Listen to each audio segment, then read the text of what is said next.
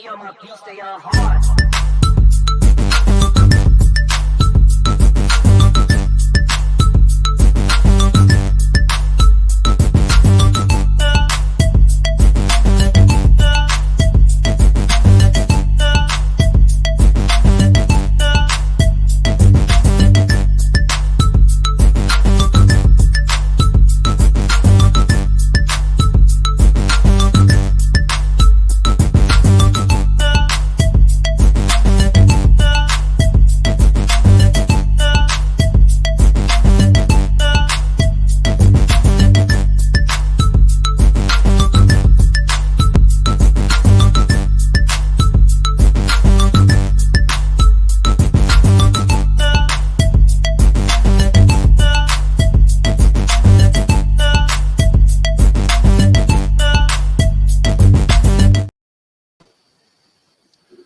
Well, hello, good evening. Welcome to a live edition of the BCSN SportWrap on Sunday, October 29th, 2023. I'm Brian Fulford. That's A.D. Drew. Drew, how you doing this evening, my friend?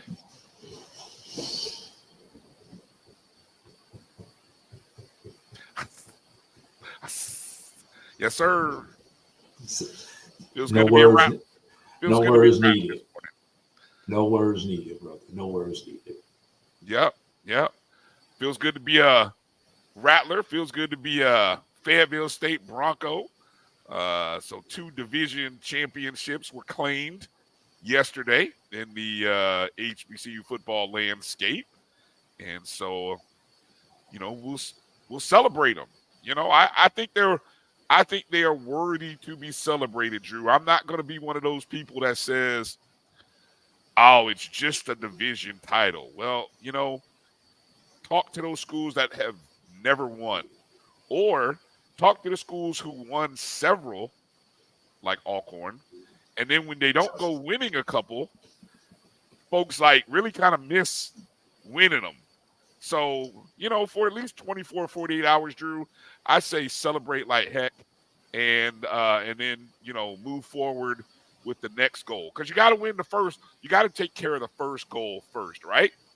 Exactly. That's what I was going to say for Fayetteville State and for Florida A&M thus far. It's only step one of the journey for Florida A&M, winning the East. Step one, to get to the SWAC championship game. Number 2, winning the SWAC championship game.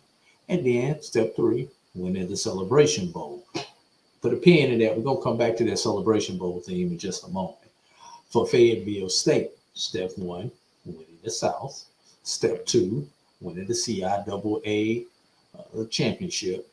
Step 3, getting to the playoffs, because unlike on the FCS level, just the fact that you win the CIAA does not guarantee you will make the playoffs.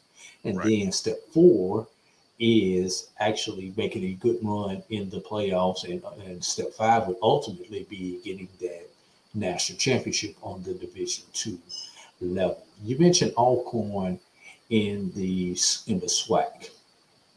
Couple things about that. Alcorn won 6 in a row, Brian. I see why they are feeling like that, So Fayetteville State has stepped into Alcorn State territory. Yes, with they have. 6 division championships in a row. Alcorn won 6 in a row from 2014 through 2019, I believe it was that 6-year run that they had. Sounds winning, right. I believe 4 of those 6. Grambling was the team that broke it up, and I think that was 16-17 or 15-16 with Grambling. It had to be 15-16.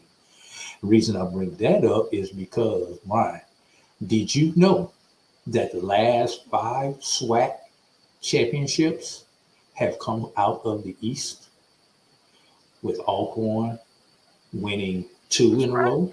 Yeah. Alabama A&M winning in 20. And then Jackson State winning the last 2. Oh, there you go. Well, thank you for that nugget. I'm gonna have to I'm gonna have to hold on to that and might use that. Hold on to that for Wednesday.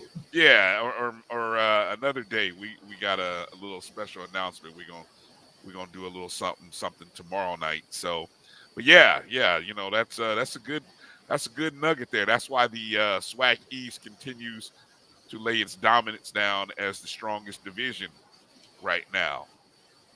So for sure, for sure. You know what? I guess we can also say congratulations to Benedict College.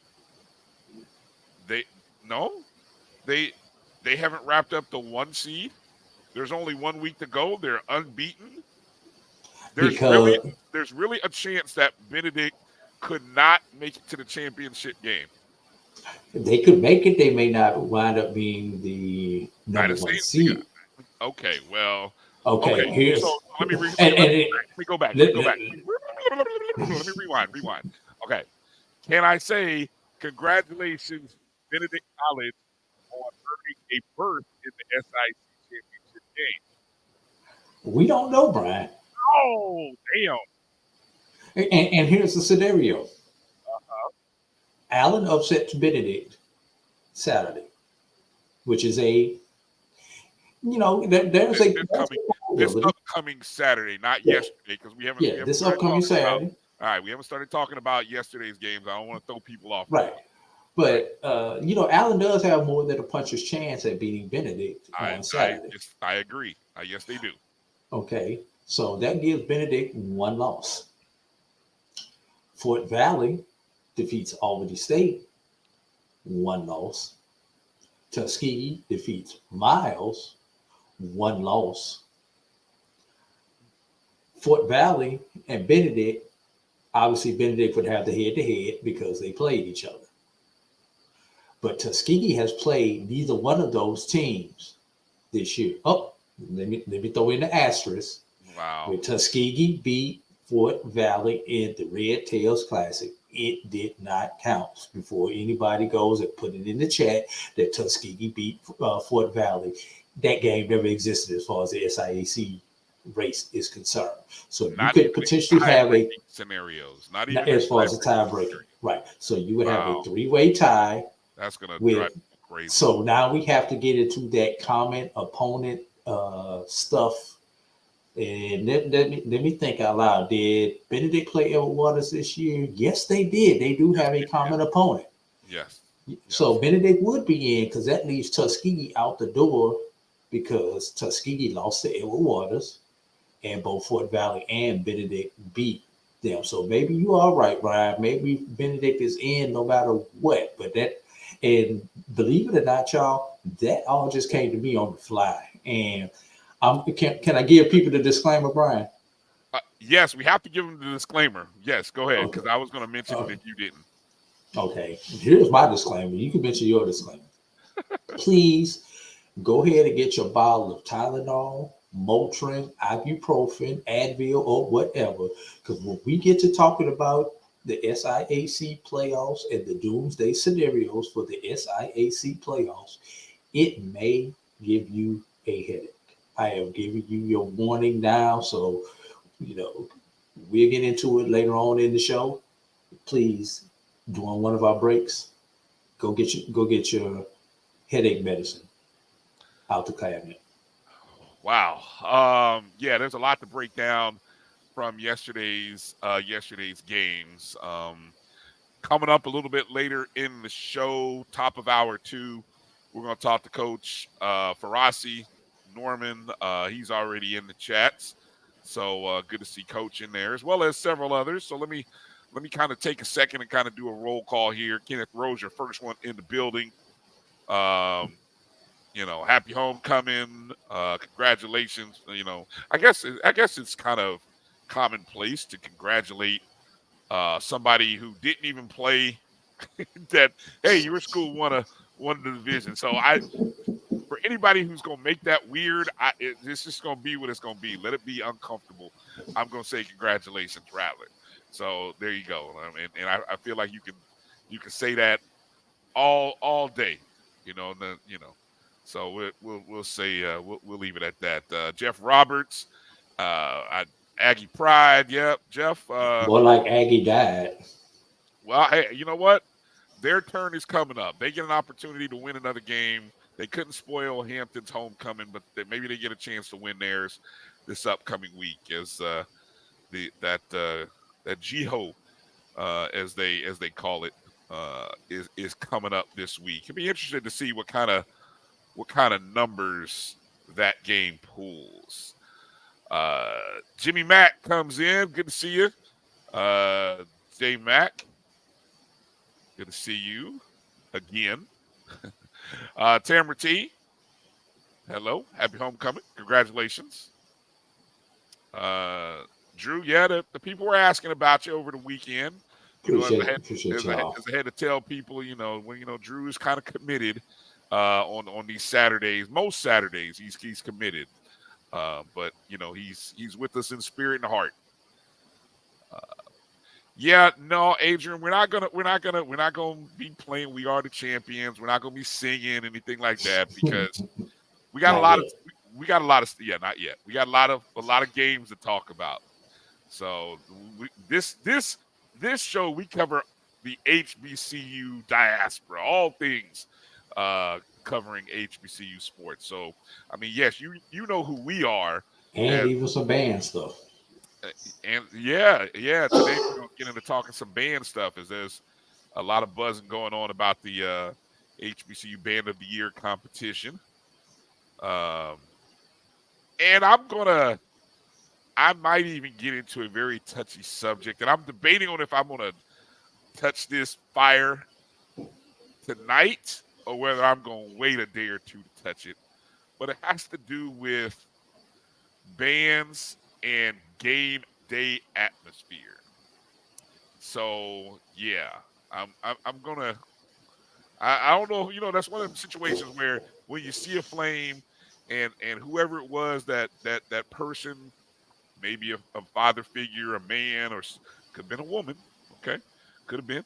But whoever taught you about heat and not to put your hands too close to heat and fire, for it will burn you. Whoever taught you that lesson, right?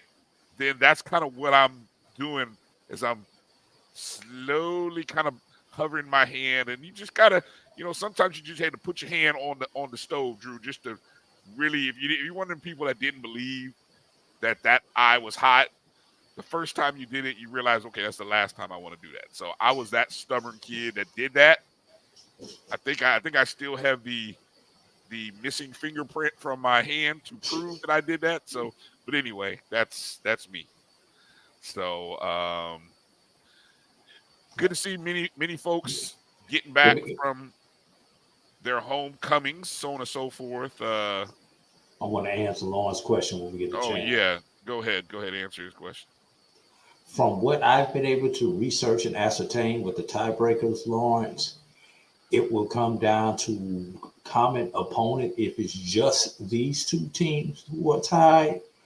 And once again, that Edward Waters game will be the determining factor, as Fort Valley beat Edward Waters and Tuskegee did not beat Edward Waters, losing on the Hail Mary. And, it looks like nobody from the SIAC heard our pleas last week to please publish the tie-breaking scenarios, because we still officially don't know what they are. But Drew, in his infinite wisdom, was able to go and find some very old tie-breaking scenarios. And so for the sake and purpose of conversation tonight, we'll kind of look at those and talk about them some more. But after the break, so you can get your headache medicine. Hey, also from Lawrence, yeah, Benedict, the actual ranking should come out tomorrow. Is that obviously yes. This past Monday was just the 10 teams announced. And what's funny about announcing 10 teams, Drew, without ranking them, somebody might fall off that list. It's kind of crazy that they would throw 10 names out there in alphabetical order, and theoretically somebody might fall off that list tomorrow. Based on what I've been able to research, based on Saturday's results, this past Saturday's results, Benedict may be number 2 instead of number 1. I hope that they don't go just by the raw numbers because when you look at the raw numbers, Benedict is number 2 behind Delta State, as I've been able to pull some of the updated numbers based on a couple of different sites with the projections. So that was a shocker to me, especially with Lenore Ryan losing. I'm like, okay, Benedict is going to be the obvious number 1. But, there is still the human element when it comes to this as far as people ultimately will vote 1 through 10. As we start getting into the month of November, we start thinking about playoff scenarios. I don't know what type of fighter you think that is, Lawrence. He's gonna have to be a heavyweight in the top 1 or 2 contending spots. Now, in terms of whether Jackson State necessarily has a chance, What Massey rating did you see Jackson State ranked 33? Because that wasn't the Massey rating that I saw. Okay. Nor did I see Tennessee State at 32. State 32, because I looked it up because I just had the Massey ratings. Could be last week. Earlier. No, it definitely wasn't last week. Jackson State was in the 50s when I saw them. Ooh. Like 55 or something like that. Yeah, they do update that every week. So, all right. So I want to thank everybody for jumping in. Make sure to hit the thumbs up button or the like button if you're watching us on YouTube or Facebook. Please, as always, make sure you're following the BCSN on Facebook, Twitter, and Instagram at MyBCSN1, the number 1. And hey, all of you, who are watching would do us a great favor if right now from your Facebook or socials, share the stream. Share the stream, post it on your feed, share it with a friend, tag a friend. Continue to help support and move this thing along. It's greatly appreciated. Well, since I know we're coming up and we're going to be talking about the SIC, let me get into a couple of CIAA news and notes, Drew, because their league is, while it's not as I don't want to say it's not compelling, but it's very chalkish right now over in the CIAA. Obviously, Fayetteville State is winning. They won. But I think what you have to think about is how they're winning. And if you've been paying attention to Fayetteville State, or at least listening to the scores over the last 4 or 5 weeks, you've been noticing a common trend. And that's the Broncos winning by a touchdown or less. Right. And guess what? No surprise. Yesterday, guess what they did? They won by a touchdown against Shaw, 21-14, a game in which they actually scored a 60-yard touchdown play from Joe Owens Jr. to Nigel Fitzgerald with 20 seconds remaining to get the win over Shaw. Poor Shaw. Doesn't it feel like every season Shaw loses a game in some dramatic fashion? I still go back to the Bowie State block punts on consecutive possessions. The last set. I mean, you know what I'm saying? It's like every season Shaw, it's just like heartbreak on the wrong side of it. But anyway, Fayetteville State gets the win to improve to 7-2 on the year, 7-0 in the conference, and essentially have wrapped up the South Division title for the 6th consecutive year. This season, Fayetteville State is 6-1, Drew, in games decided by 7 points or less, and they have won 4 of them in a row. They lost the very first game of the season, I think, to UNC Pembroke by like a field goal. But along the way, they've won 6 games, including as you like to say, a game in a hurricane against Virginia Union by 3 points, which to this day is Virginia Union's only loss of the season. Uh, so shout out to the defending CIAA champions, Fayetteville State, who will get a chance to defend their title. And it's going to come down to them versus one of those Virginia schools, Drew. That's just how it winds up. Virginia. Anything you want to say? Anything you want to comment on Fayetteville State before I jump over to those Virginia schools in the north? You remember this? How the song go? All I do is win, no matter what. No matter what. That should be that Luda. That should be Fayetteville State's thing. They win no matter what.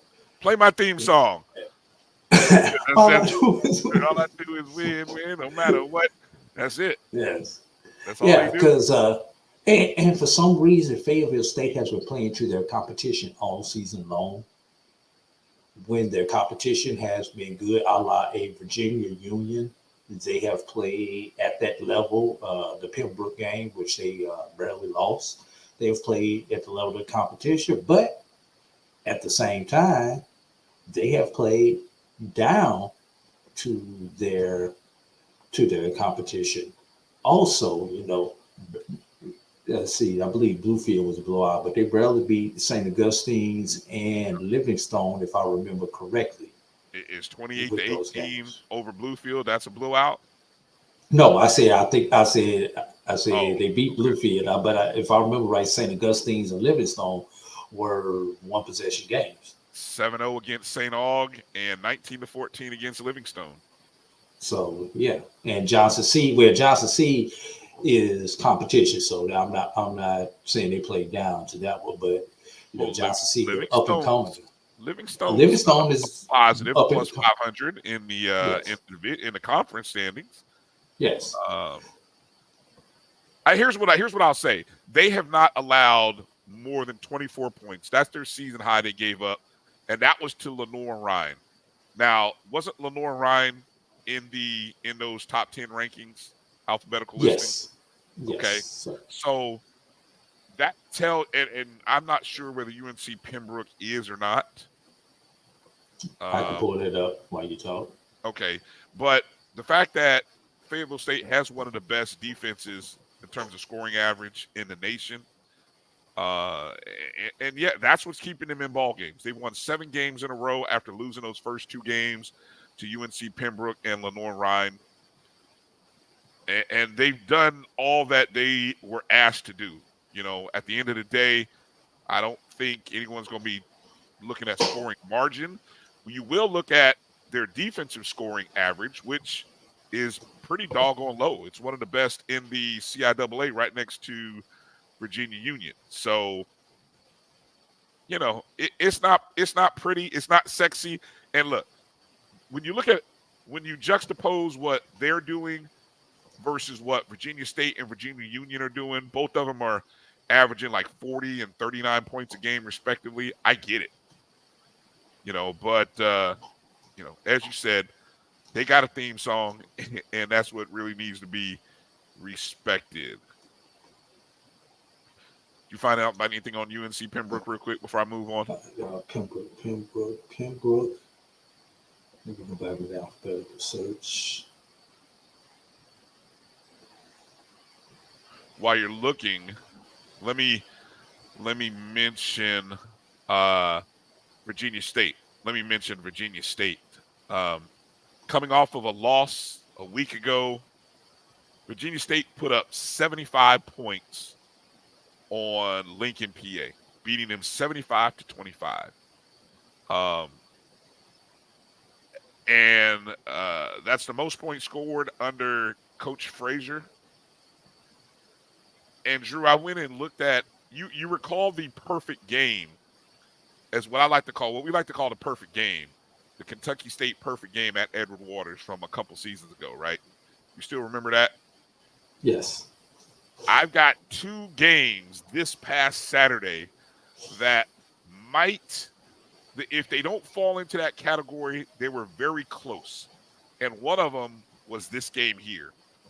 When I went digging into the stat drive charts on this game, again, Virginia State jumped out to a 20-0 lead, then added 27 more points in the second quarter. Lincoln only scored a touchdown there at the halftime. 47-7 was your halftime score. But Virginia State had scored, when I go and look at their drives, and now they also had a punt return touchdown in here, so bear with. Their drives, touchdown, 9 plays, 59 yards. Touchdown, 5 plays, 79 yards. Touchdown, 10 plays, 79 yards. Touchdown, 2 plays, 75 yards. Touchdown, 9 plays, 65 yards. Touchdown, 7 plays, 92. They had 1 punt in the third quarter, and then came back with touchdown, touchdown, touchdown, touchdown. 6. That's 7 touchdowns, Drew. 7 touchdowns. Now, I don't know. Punts don't necessarily count on the drive chart, do they? Yes. Okay, so I don't know where the punt return is. I know it's when I look at it when you go into the box score and you look at how they scored, the punt return did happen in the second quarter, 4:57 to play. No, I'm sorry. Punt returns don't count on a drive chart. No. Okay, so that would explain it then. Okay, yes. So then they had so then they scored 11 touchdowns, 10 of them on offensive drives. So needless to say, it wasn't the perfect game because they had this one drive in the third quarter, the first drive of the third quarter, in which they went 3 plays, lost a yard, and punted. But every other drive, they scored. Damn, that's what you call getting ready for your big rival, you know? And don't sleep, Virginia Union, all they did was put up 50-something on their opponent, who I think they had who do they have? I had it up. Where's my audited to thing right here? This is fascinating radio here or TV here. Virginia Union 57-12 traveling to Bluefield State. So I think that's consecutive weeks that Virginia Union has put up 50-something. So again, Drew, it just kind of highlights what's upcoming, the big matchup. I think it's at Hovey Field. I think this time Virginia Union is hosting Virginia State versus Virginia Union. The winner goes to the championship game. The loser, Drew, based on the ratings, could be sitting at home unless they find a way to get a match scheduled the following week. Did you find out anything on that UNC Pembroke? Pembroke is in Super Region 1. That's why I could not find them. Okay. And they were, I believe they were in that top 10. Hold on, let me look at that again. They were just outside of the top 10 in Super Region 1. Okay. So that would give some credence to them having an opportunity to actually be a part of why that would explain why Fayetteville is the only team in the CIAA that was in the top 10 rankings last week, which was kind of shocking, but now it makes sense if you think about it in terms of non-conference competition. One last CIAA note, Drew, before we go to a break. We got to give it up to Johnson C. Smith. Johnson C. Smith got a 35-31 victory on Saturday against Winston-Salem State. And it was significant for 2 reasons. First off, it snapped a 21-game losing streak to the Rams. Let me repeat that number. This is a division opponent, so you see them every year. A 21 game streak was ended. The last time that Johnson C. Smith beat the Rams was in 1996 at home. 1996, Drew. I think I was still in college then. That was the last time that Johnson C. Smith defeated Winston-Salem State. Point number two, reason number two why it was a big win for Johnson C. Smith. It pushed their record in the CIAA to 6-3. 6 wins is pretty significant, isn't it, Drew? Yes. It is significant usually because of what does it usually mean? You're above 500. You're above 500. You know how long it's been since Johnson C. Smith was either at or above 500 in a season? Well, I think you're going to say sometime in the 80s. No, not quite. Not quite that long. Not quite that long. 2013. 10 years since they went 5-5. That year they finished the season 5-5. The previous season, though, was the last time that they won 6 games. That was 2012. They also happened to win 6 games the year before in 2011 as well. So we're talking 10, 11 years since Johnson C. Smith. And as I'm doing the research, going back, and I'm looking, man, it's a lot of 2-loss seasons, 2-win seasons, 3-win seasons. I mean, like, oh, there's a 4-win season. Oh, damn, then there's another 2-win season. There's a lot of losing has been happening at Johnson C. Smith. So I got to tip my cap and say congratulations to second-year head coach Maurice Flowers for turning the program around, putting them back on the winning track. And I think strong discussions will be said for next season in the preseason as to where do you think Johnson C. Smith will be. You know, are they going to push their way into contention next season?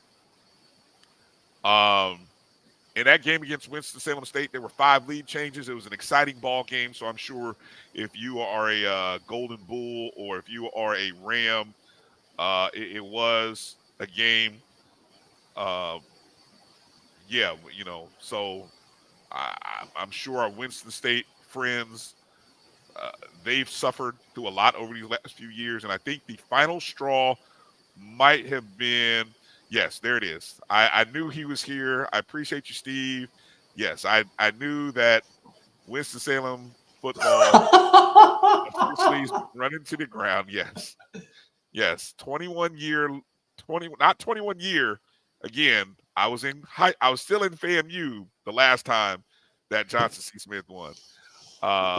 So, yeah. Steve said there was no excitement for the game. It sounded like the game was exciting. There were 5 lead changes in the second half, but maybe, you know, it was what it was. Next week is the Steve. Hold up, Steve. Coming out of the end of Slater's run at Tuskegee, I feel you, brother. I feel your pain, my man. When you have a proud program such as a Winston-Salem State has been in the CIAA, to go 500 is a disappointment. To have more than one loss to a Division II team is a disappointment. So to spend for what has been Winston-Salem multiple years, not in mediocrity, but in, you know, in disarray, it's got to be tough for all the Ram Nation out there. And that right there is I officially feel old. And that right there is the chat post of the night right there. And I'm gonna get out of this segment before I feel. Let's go on break on that one right now. Thank you, Steve, for always dropping in the jewels. Great stuff there. Hey, let's take a short break. And we're gonna reference your article when we talk about the bands later on, Steve. Just want to put that out there, my brother. Next week. Okay, let's tease that out. What we gonna do? Let's tease that out. All right, also with the band of the year. Well, that's later on in the show. So You that's got to stay around. yeah. You got to stick around. It's later. You got to stick around. I did want to mention the 131st commemorative classic versus Livingstone next week. Might be the first time. Here's somebody want to do the research on this. Because you have a Livingstone and a Johnson C. Smith with winning records in conference. When's the last time that happened in this series? That might be one of those. Yeah, that might be one of those way back in the day moments. All right, that's enough. Let's take a break. Come back. Let's get into the SIAC and the chaos. What did we call it? The Syakiatic.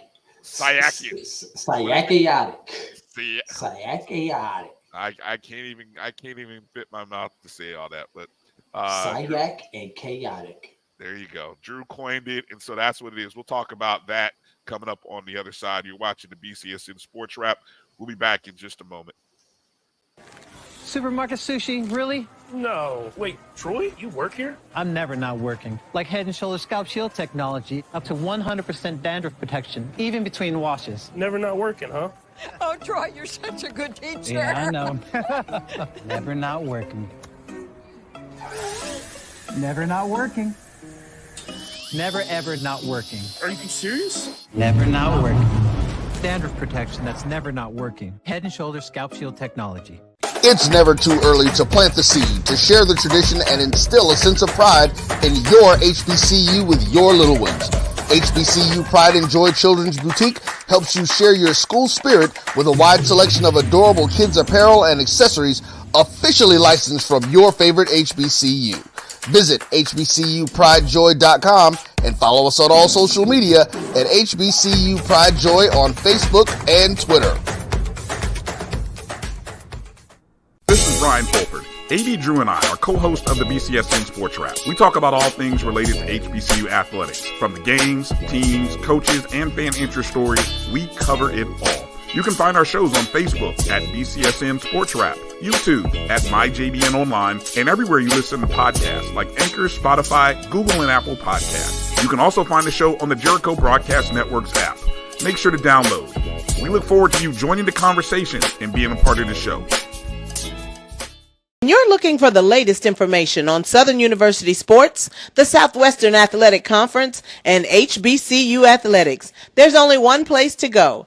Tune in to the Carlos Brown Show, exclusively on the Black College Sports Network.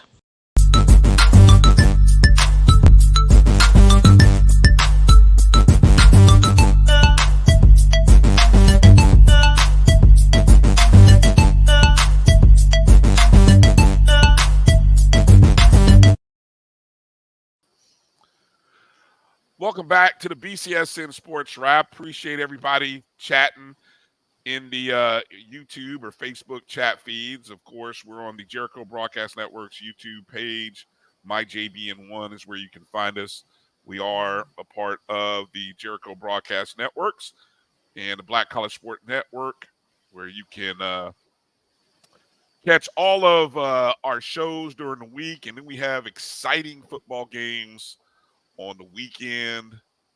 This upcoming Saturday, we will be broadcasting the big matchup in Columbia, South Carolina, between Allen University and Benedict College. So that'll be a big game for sure.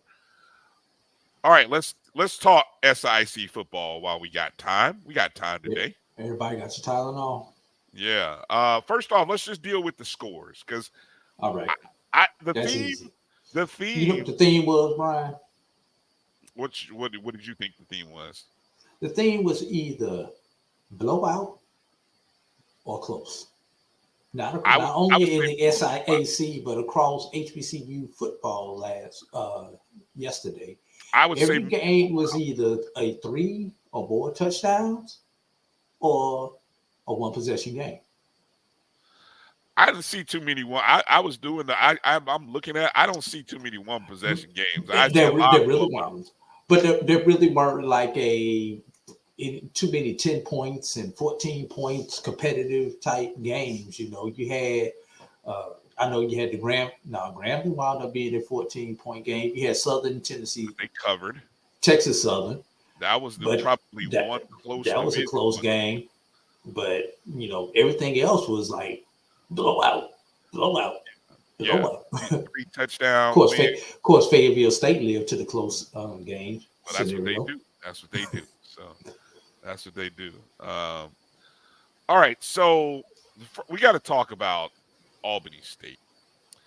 Just a week ago, as I'm in Jacksonville watching Albany State just get ran on like the Washington Generals playing the Harlem Globetrotters on, in the second half of a game against Edward Waters, just long drives, just drive after drive, including a game-winning drive. I mean, they had a 24-7 lead over Edward Waters. Ended up losing with about, I don't know, maybe a dozen seconds left. I thought it was 8. 8, maybe, whatever. They're going in a game that we pretty much had said, yeah, Albany State, your chances are pretty much, you're not. Albany State was left for dead. Yeah, it was like you got like a 0.9% chance of, whatever. If there was like one of those chances of winning, their percentage was probably about 1% or less. Well, like the Undertaker famously did in many of his matches, Albany State has risen. Are you making a WWE reference? I'm making hey, the dirty blue defense, and I don't know, Deontay Bono. He might be a wrestling fan. Quinn Gray might be a wrestling fan because they got off the mat, Drew. Albany State in a big way against a top 5 team. I mean, in everybody's poll, hell, our rankings, my personal rankings, probably yours, Miles is either 3, 4, 5, somewhere in that ballpark, especially after beating who they beat the week before. Who did Miles beat the week before? Anyway, they beat a top 5 opponent the week before. Okay? Allen. Yes, exactly. After beating Allen. So all Albany State does is come out and, as the headline reads, destroys Miles 48-7. Or maybe let me say it better. HBCU Sports says they dismantled Miles on senior day 48-7. When I went back and watched or looked at the box scores, Albany State scored quickly. They had scoring drives that were 3 plays, 29 yards, 3 plays, 75 yards, 2 plays, 70 yards, 1 play, 75 yards. Deontay Bono passed 260 yards, touchdown. Yeah, touch your cord, Brian.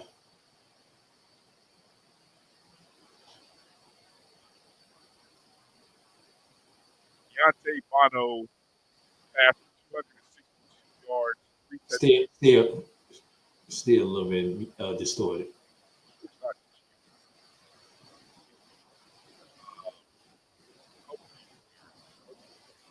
Hey, Brian, let's take a break while you fix your audio.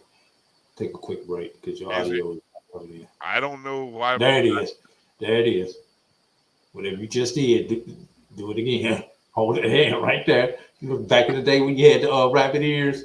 Don't move. Stand here. Don't move. All right. I just stay like this. Deontay Bono passed for 262 yards, 3 touchdowns, and INT. Ran 8 times for 89 net yards and scored a touchdown. Also, Ralph Lovett, the third, caught 5 passes for 154 yards and 3 touchdowns.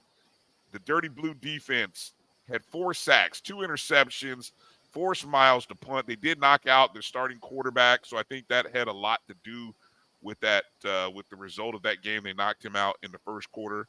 They knocked Klein Peter out in the first quarter. First drive, yeah, and that was it.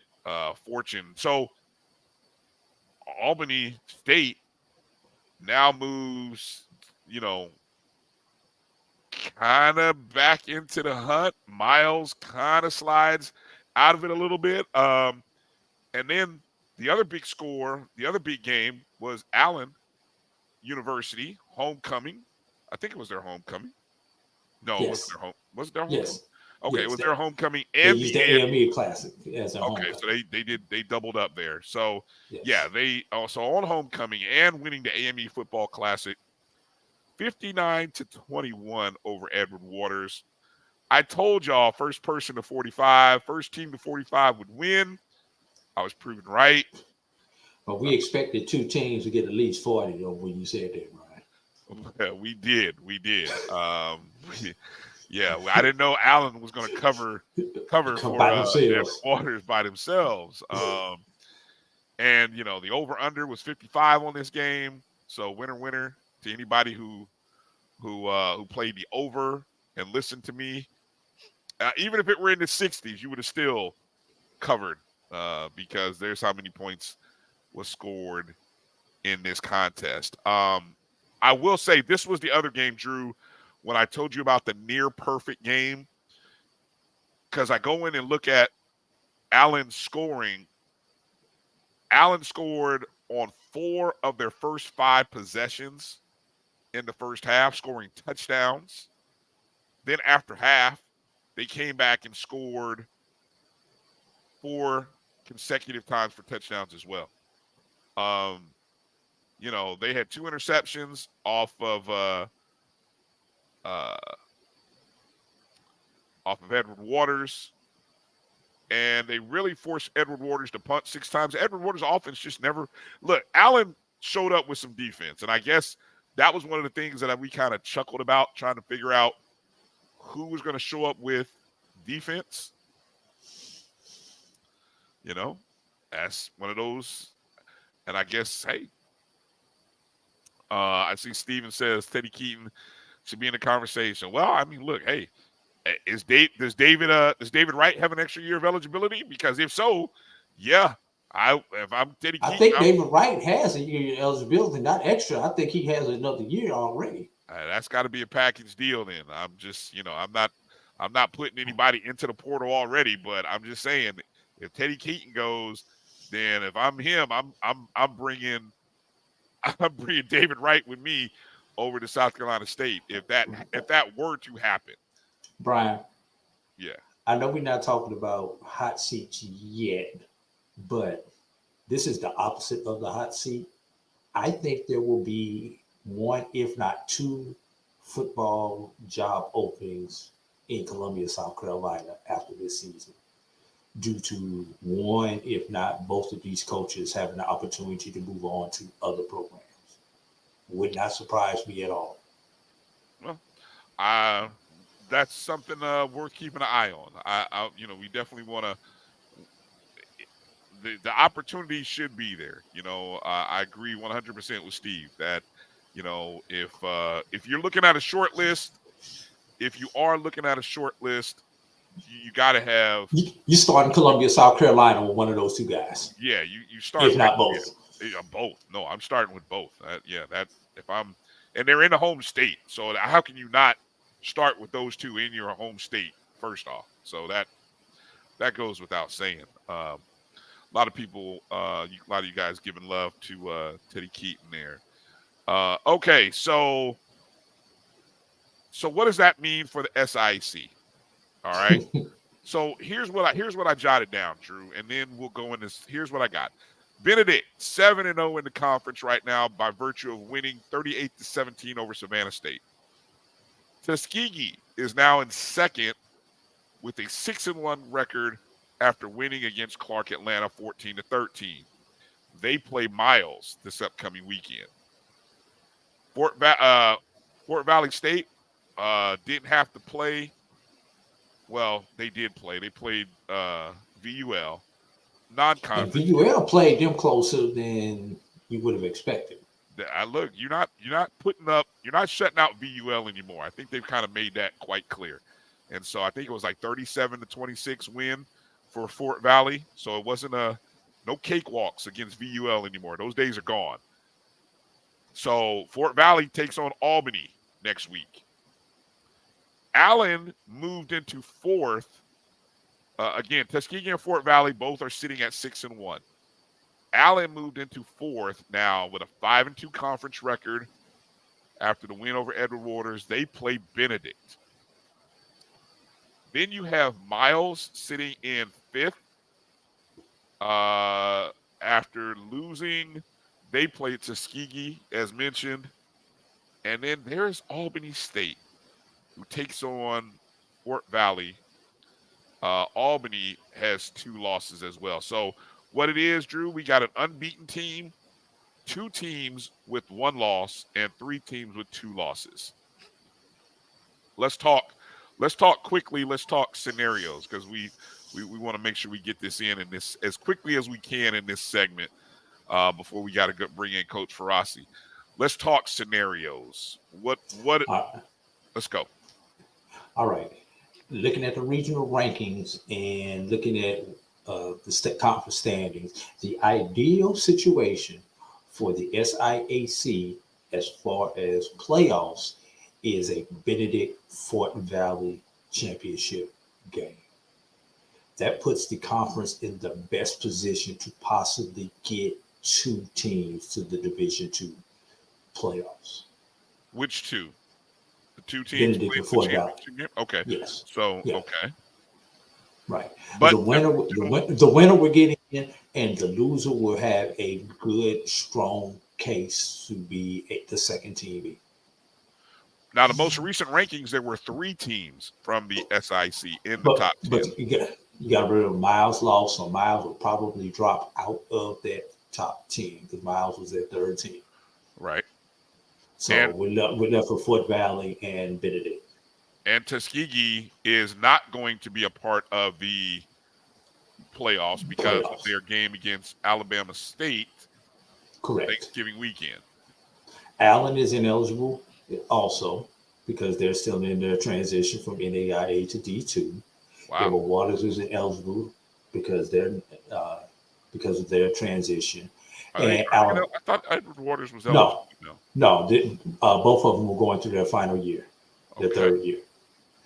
And Albany State is too far down in the teens to be able to make an impact. Albany State is? Yes. Okay, so now let me throw curveball scenarios at you. If Albany State were to beat Fort Valley State,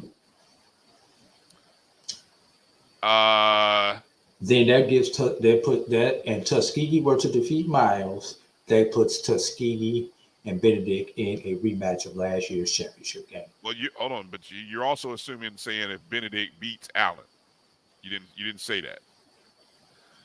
Even if Benedict loses to Allen, that will make a Tuskegee Benedict, because even Benedict would have 1 loss, Tuskegee would have 1 loss at that point. Those would be the only 2 1-loss teams if Fort Valley were to lose. Thank you. Okay, good point. So that's going to be an automatic rematch at that point. Okay. With those. So is there any scenario then that Albany State, I'm starting at the bottom, is there any scenario that Albany State can get into the championship game? Or are they just playing spoilers? Well, that's when the nerves have to figure it out. Albany State beats Fort Valley. 2-loss Albany State, 2-loss Fort Valley. Right? Miles beats Tuskegee. Oh, right. 2-loss Miles, 2-loss Tuskegee. Right. We got 4 teams tied. None of them played head to head. All of them did not play head to head. Right. None of them have a single common opponent. That's crazy. That's the crazy part. Okay, so that's when we have to get into a lot of creativity to figure this out. And let's throw the caveat in there. So we've talked about 4, which gives Albany State a chance because we don't know what the tiebreakers will be in that scenario. Should Allen upset Benedict, along with those other things that we just said, now you've added a 5th team into your gumbo. Nice. Okay, so The only ones that I could probably give you a definitive definition on is a Fort Valley Tuskegee tie favors Fort Valley because and this is unofficial, you all. So please do not take this and be like, AD said this on the SportWrap and he was wrong. No, this is unofficial. This is just from my research. Fort Valley beat Tuskegee. Tuskegee lost. Fort Valley beat Everett Waters. Right. Tuskegee lost to Everett Waters. Common opponent, because there was another common opponent. They both played Morehouse, and they both defeated Morehouse. Right. That's the other common opponent between those two. So you go to Everett Waters, and Tuskegee lost to Everett Waters. That eliminates that. So, and nothing else matters when it comes to those tie breaks unless Fort Valley and Tuskegee lose. Because if one loses and the other one doesn't, it's pretty cut and dry. The one who wins is in. But if they should both lose, then we get into some creative stuff. Both teams have to lose for the doomsday scenario to occur. It is fascinating that the top 6 teams all play each other this week. You could not have written that any better. You could not. You really have Benedict, Tuskegee, Fort Valley, Allen, Miles, Albany State. That's your top 6. They all play each other. So those 3 games we will be watching and scoreboard watching. Now, Doc, good to see you in. Thanks for coming in, Doc. Doc asked a great question. Do we really want a rematch between Benedict and Tuskegee? And he's referring to the rematch of the SIC championship, which, I mean, Benedict kind of was a blowout last year. Laid the wood to Tuskegee last year. Can I speak as a Tuskegee alum? I know you want to see it as a Tuskegee alum. Honestly, the way Tuskegee has been playing ball the back half of this season, I do not want to see that. No disrespect, but as a blue blood, you don't lose to Everett Waters. Just that simple. But we're not the only blue blood. We're not the only blue blood that Everett Waters defeated. Yeah, but as a Tuskegee person, that's 5 turnovers. So. Right. But as a Tuskegee alum, that's just how you feel. You do not lose to it Everett Waters. I got you. Next thing, you've had Central State push you. You've had Lane push you this year. And you took you to halfway through the 4th quarter to score against Clark Atlanta. Do you really want to see Benedict's defense Tuskegee? I'm real. I'm I'm Golden Tiger through and through, but I don't want to see it. And I'm gonna say this: I don't want to see Miles and Benedict without a healthy Edwin Klein people.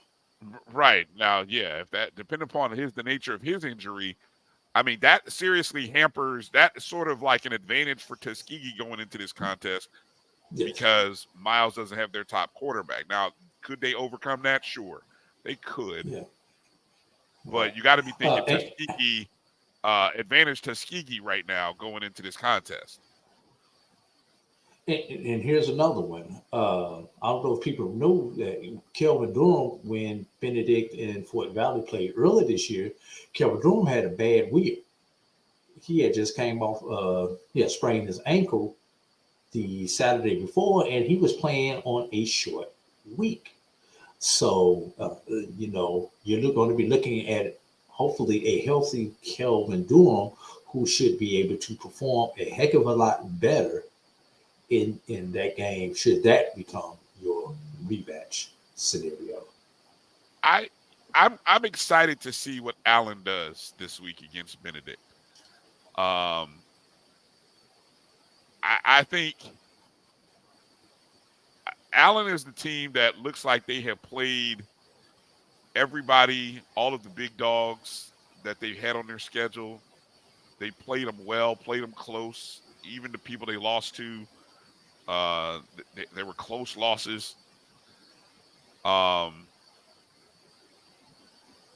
think the Fort Valley is the one that's sort of the head scratcher, right? Because it's the only blemish. Am I not mistaken? It's the only blemish on Fort Valley's record is the loss to Benedict. They've got 2 losses under their belt, don't they? Tuskegee and Benedict. Yeah, and so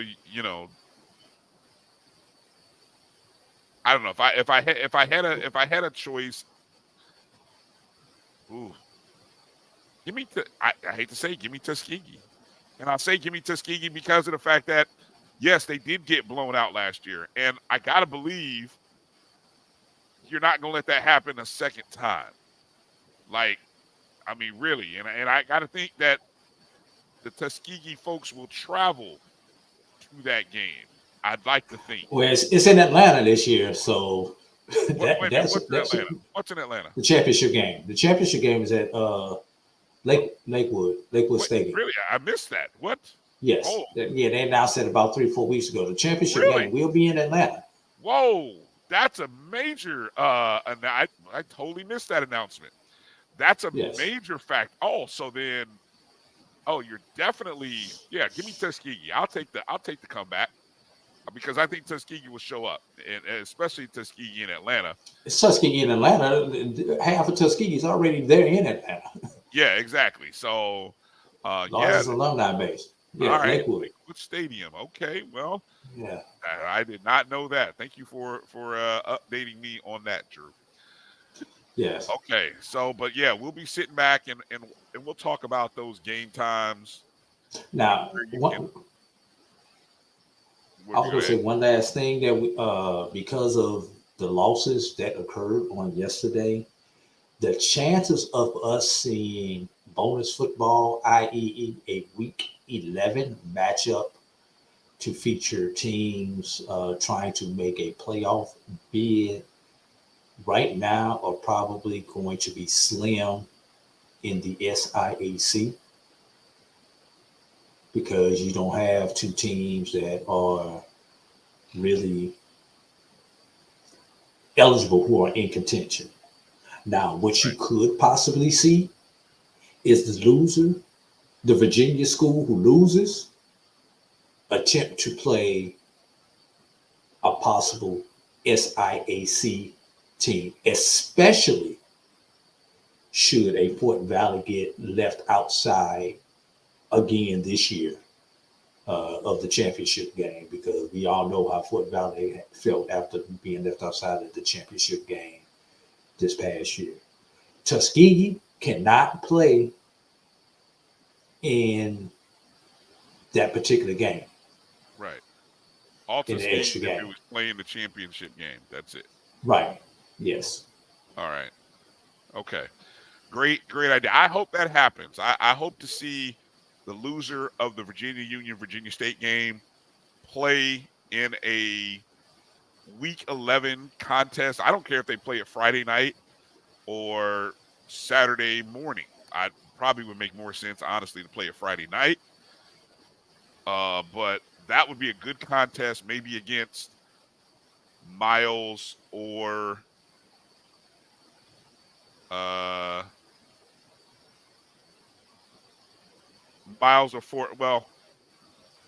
Fort Valley, whichever one is on the outside looking in, because I think that's the scenario that best fits one of those 2 teams, right? Correct. And one of those 2 teams, the winner would have an outside chance of making it in. Right. I'll end the segment by saying congrats to Edward Waters. The conference schedule didn't finish the way they wanted, but they did finish 5-3 in the SIAC, and will definitely have a winning season. And they probably, when we go back and do the math, Drew, I bet you Edward Waters had the toughest SIAC schedule, because when you look at wins and losses of common opponents, I think Edward Waters had the toughest schedule of everybody. And then probably Allen had the second toughest. I'm just guessing here. So that's my guess. But congratulations, Coach Toriano Morgan, Edward Waters, on a great season. They've got one more game. I think they play VUL. Don't sleep on VUL. Don't end that season, because VUL, they play. They are no longer a cakewalk. That's an interesting. Is that a possibility? Tuskegee versus CIAA runner-up? Yeah, that's definitely a possibility in the in the Beach Bowl. I mean, like I say, the two most likely SIAC representatives are Tuskegee and Edward Waters. Okay. All right, let's take a break. We've got Coach Farasi Norman coming up, our usual segment in the top of hour 2. Let's get into finding out what kind of action Coach saw on the field this past weekend, and we'll talk to him on the other side. We'll be back in just a short couple of minutes. You're watching the BCSN Sports Wrap right here on the Black College Sports Network. The Cuvée Group is a Florida-based marketing and training consulting firm. We help businesses communicate to their target audience and engage them in conversation. We also help to expand their audiences, which will ultimately result in growth for those organizations.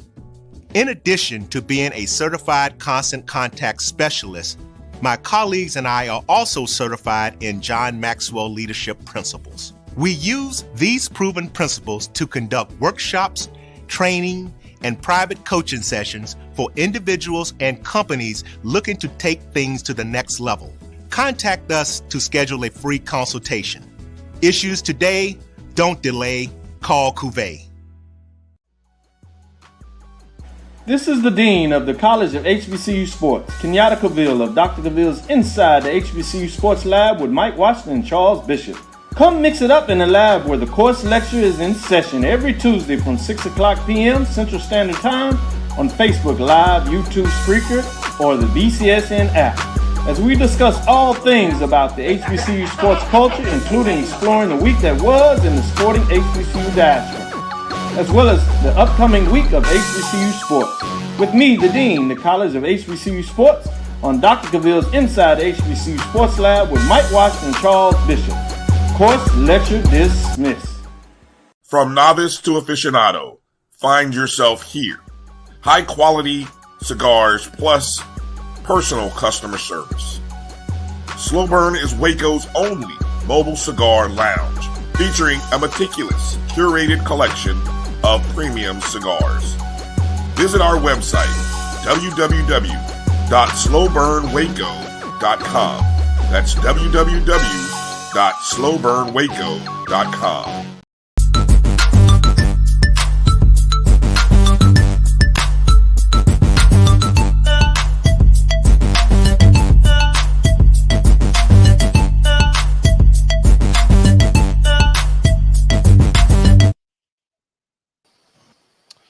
All right, welcome back to the BCSN Sports Wrap. Bryan and A.D. here. Joining us is Coach Farasi Norman. Coach, how you doing tonight? I'm doing well, fellas. How y'all doing? It's Sunday. I always enjoy my Sundays, hanging out with my fellas, everything like that. Hey, real quickly, remember last week we were talking about someone putting a comment that the reason why, youngsters don't go to HBCUs because they don't understand. I said because they don't know the history. I just saw this commercial on BET. I don't know if you guys seen it. It's what a mom, a dad, the kids are in the back, and they're going on on a road trip. And the dad says, I'm real glad you guys enjoyed my college. And he went to Hampton. So everybody's got they show real quick that dad's got on his Hampton stuff. The mom says, no, I want everybody to go to my school. And she went to Howard. So that goes back to the HU that we talked about at the beginning of the season, right? So the kid, he's in the back. He's like, well, there's one school I do want to visit. And they're like, what school's that? Next thing you know, he's got an A&T Letterman jacket and a hat. So mom and dad, they got this funny frown on their face. I was like, wow, okay. Well, good thing is, just go back to what we were saying, they're teaching him his tradition and his history, and they're driving him around to different universities. I got a niece that goes to A&T. She loves it out there. I got another niece at Prairie View. She loves it out there. Hopefully Uncle Frost can get his butt on a campus where I can love it somewhere. I hear you. I think there was some special we've talked about that commercial before. I forgot what, that might have been What was that a car dealership? That was Yes, it was. Yes, it was. It was a car. I forgot what car. I think it might have been a Toyota. Could be wrong, but I think it was definitely a car commercial. Probably anyway, but I know I know the commercial you're talking about, and I thought that, yeah, I thought that was kind of cute. It did seem kind of I don't know. I felt some kind of way seeing Howard, Hampton, and then A&T. Maybe that's my old MEAC days of having to go up, FAMU having to go up against those three schools all the time, but I did feel some kind of way about that. But I think it's East Coast bias, honestly. East Coast. Thank you. Maybe that's what it was. A little East Coast bias there. So I don't know. Hey, well, congratulations, you guys, on FAMU. You guys won pretty big this last weekend. When I seen that score, I was like, "Whoa, that says a statement right there." Hey, look, that's the first time that I think FAMU had scored in all four quarters. B, that they scored over 40 points, hell, over 31 points this season. So, I mean, they feel like they kind of put it together. Really, a lot of teams put it together, Coach. I mean, you know, that's why, like, there was a lot of blowouts, and it all started Thursday night. I mean, that Thursday night game was absolutely ridiculous. Man. I mean, What did Central do what did Buddy Pugh do to Central for them to beat him like that on his way out? I think maybe he's been beating them for several years in a row. I don't know the history, but I'm just thinking, because when I saw that, after they got past 40, I'm thinking, okay, you obviously got this game in control. Jump to a double tight, just run the ball. You can run the ball. They got a good offensive line. They got good backs. Hey, man, they kept that thing in the air, and I was like, okay, this is personal. You don't send the legend out like that, but, you know, it is what it is. That was a good game. Let's talk about a little bit. Disappointed in South Carolina State's offensive line. Everybody knows I've been parading for them all year long. They're big, they're physical, they're strong. What I look for. That quarterback, man, he got sacked a couple times. He was rushing left, right. He did have a good play. Number 5 scored the first 2 touchdowns, if I'm not mistaken. And then that running back they got, Howell, I think his name is, he had a nice run. They opened, it was a nice big hole. He hit it real good. But other than that, I mean, that North Carolina Central defense was on them, man. They was on their head all game. And offensively for North Carolina Central, once again, that offensive line, they did a good job for them. Because that quarterback, I mean, he looked well. He looked like pro material, brother. He was back there just completing them, dropping them, deep balls. Whatever he wanted to do, he could do. He had time. That run game, I think I remember just they threw the ball more than they ran it, but the running was successful. But it was right there. After a while, I was just thinking, wow, what's really going on here? You don't do Coach Pugh like this. So I'm thinking he must have beat them 4 or 5 years in a row to where the coach says, this is my year, I'm going to get him. Yeah, I think they had won the last 3 years in a row. I think this is Oliver's. So Oliver hadn't won against Coach Pugh. That's a fact. And this was this was his last chance. Let me ask from the perspective. Obviously, I know you're not there, and you don't know, you're not in the huddle or the locker room, but from just the visual, when you see those kind of breakdowns, like, I mean, guys were wide open. I mean, I might have caught a pass wide open as guys were. How does that happen here? I mean, does the short week really factor into? Hey, Brian, can you hear me, brother? You're breaking up. You're cutting out again. Maybe not. You do your hand like maybe you got to do your hand like this again. You know, hold the antenna. I swear, you guys. I don't know what's wrong with that. Anyway, it's called Amazon. About a short week, Brian. I just bought this one. I'm not. Go ahead. Yeah. So okay. Go ahead. You're wondering about a short week. In a short week, yeah, everything moves a little faster. It's like cramming for an exam. You know, we always talk about all-nighters. And I have to personally say, I never did one until I went back to Langston and finished my degree, an all-nighter. So you're putting everything into a quick week because you play on that Thursday. Let's rewind the tape a little bit. You come back that Sunday. You watch film. You watch the previous game. You go out there. You condition. You stretch. Coach says, okay, we got North Carolina Central coming up. They are considered the best team in football, but we have a chance to make history. We've beaten them 3 years in a row. Then Monday come around. You pump the weights a little bit. You go to practice. You work on your kicking game. Work on your run game, defense. You've recognized formations, which means you throw up. Do they do a 2x2 or a 2x1, 3x1, with 3 receivers to the left, to the right, single back. For those who don't understand my lingo, and so your week goes by a little faster than it was when you would just slow down and just ease up a little bit. Plus, you're playing a very good football team, and your coaches are on edge a little bit. Like, hey, let's don't go out there and get embarrassed. Let's go out there and play to the best of our ability. And so you're on edge a little bit, and then comes game time. And so you just say, okay, we're here. We've had a good short week of practice. Let's get out there and show what we can do. And I just had my head down, man, because I was just like, wow. Because once again, from the start to the finish, North Carolina Central was on their head. I mean, they was on them. They was on them, brother. I mean, they had spurts here and there. The quarterback, he had a couple runs here and there. Then, like I said, the little Howell he had a nice little run to the house. Number 5, I remember the first play, they did a play action. The quarterback rolled out, hit number 5 in the flats. He took it up for like 15 or 20 yards. 2 series later, it was another play action, but he hit him in the backfield. He came out the backfield, caught the ball. And then Lil Howard broke that one right there. But other than that, man, like I say, he was getting sacked. He was under pressure. They couldn't do nothing. That NCCU defense, NCCU defense is very, very good. Not as good as the one at Benedict. I don't care what division you're talking about. Benedict has a great defense. But they were just on their head. They just had their number. Once again, when it hit 40, I'm thinking to myself, okay, coach, you got this game. But when they kept going, I'm thinking. That's what I'm thinking. Okay, Coach Pugh must have beat this guy 3-4 years in a row, and this one he's saying this is my year to get you back. Especially you're on your way out, you're gonna remember this one. So I'm just glad no one got hurt, no injuries. I wish South Carolina. I think they got 2 more games. Hopefully they can get these last 2 and send the legend out the way he needs to go, man. He's a part of history. I was watching HBCU Go, and they were talking about some of the coaches, and was it Alcorn? They had a coach named Marino. I forgot his last. There you go, right there. Thank you, Brian. Reno. And they talked about that brother. And I was just like, I hold Eddie Robinson in the highest regard. No one can take his spot.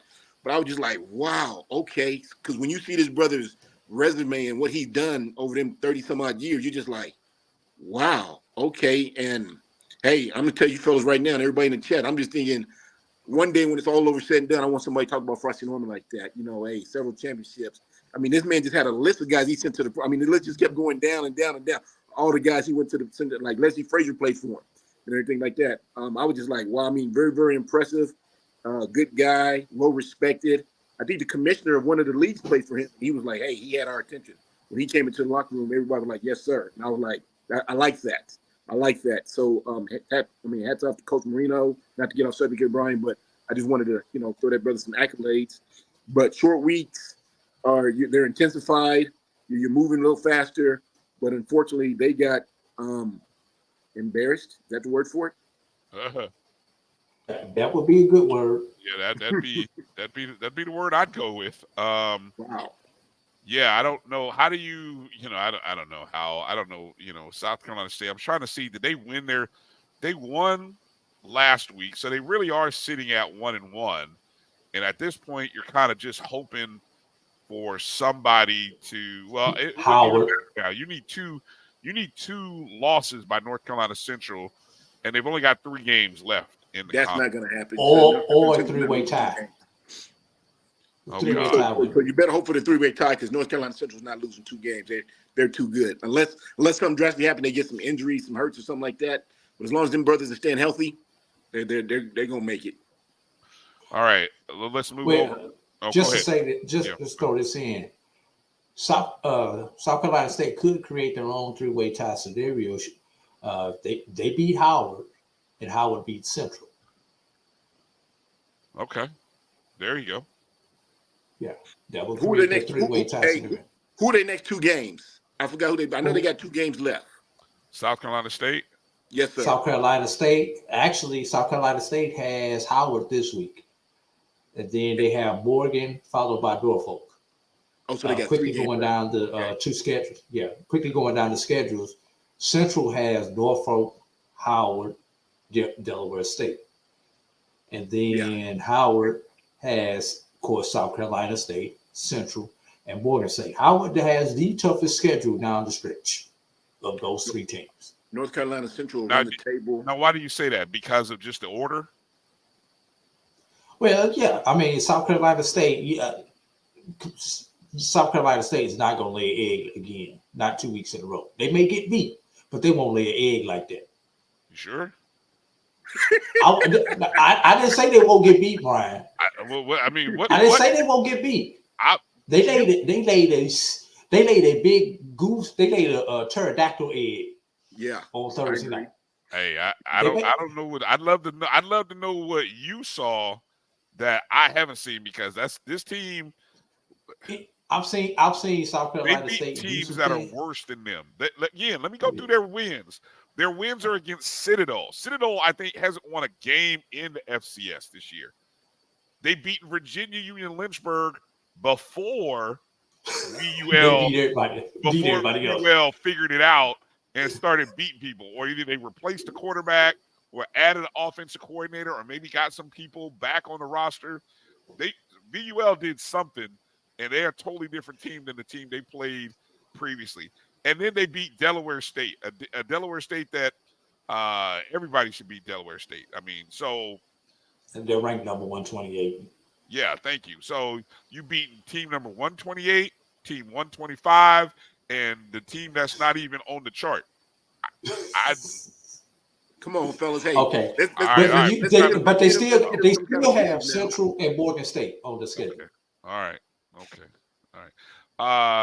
All right, Coach. You see, there's not a lot of positivity here for the nonsense, but okay. Grambling, 28-14 win over Bethune-Cookman, even up their record at 4-4 overall, 3-2 in the conference, sitting right on the outside of first place in the wild west of the SWAC. What was your evaluation of what you saw from Grambling against Bethune? I'm going through my little memory notes right now. Grambling, Bethune, correct? Grambling runs that ball very well. That's what they do. Yes, sir. They can go three deep. You know, they don't have just a particular guy back there. Now they got one little guy. I forgot his name. He's smaller than the other two, but he's fast. I think he had like 100 in the first half, because I only saw the first half of the game. Then I switched over to the Magic City Classic. I think that brother had a little over like 103, 104 by halftime. He had a nice long run, but he was getting busy with the ball. Bethune, they're a little better than Pine Bluff because they can score, they can move the ball. They played two different quarterbacks, if I'm not mistaken. Neither one of them looked very well to me. They scored on I think it was like a 4th and 1, and they didn't get it, and the guy turned around and tossed it to like number 3, and the hole was there, and he shot through the hole real fast and took it like 50 or 60. I'm like, whoa! They showed the play like 3 times, like, hey, was this a reverse or a handoff? And it just so happened the guy just happened to be there at the right time. You know, you're talking about the opening. Was that Bethune's opening drive? Yes, sir. Yes, sir. And he happened to be there at the right place, right time, and he took it to the house. And then the next time they scored was second quarter. Yeah, Grambling scored 1, 2, 3 straight times after that. It was off a fumble recovery. Bethune scored off a fumble recovery. Yeah, because the running back, running back had fumbled. He was on the ball like a loaf of bread, and the guy from Bethune hit it. The defensive player hit it, and he fumbled, picked it up, scooped it, took it the other way.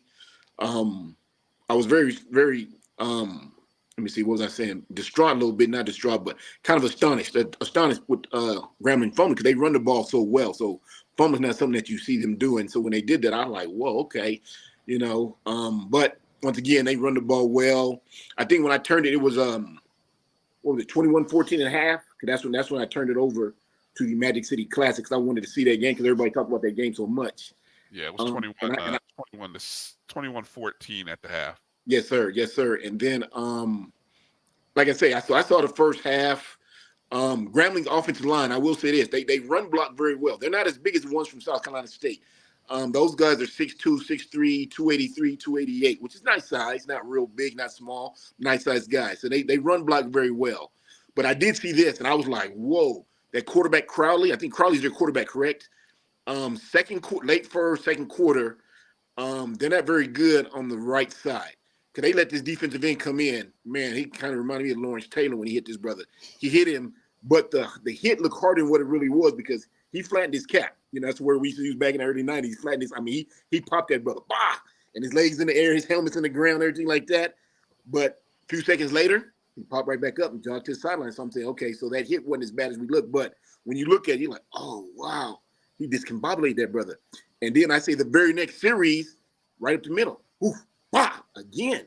So, and I remember the commentator said they need to fix that right side. So I'm thinking, okay, if I'm Hugh Jackson, my quarterback's out there, he's playing well for him, he's getting killed. I need to put my running back on the right side of him, or I go to a double tight to give him some more protection over there because that right side was not in pass formations. They was getting killed. But other than that, I remember them running the ball very well. That one brother had 100 yards at halftime.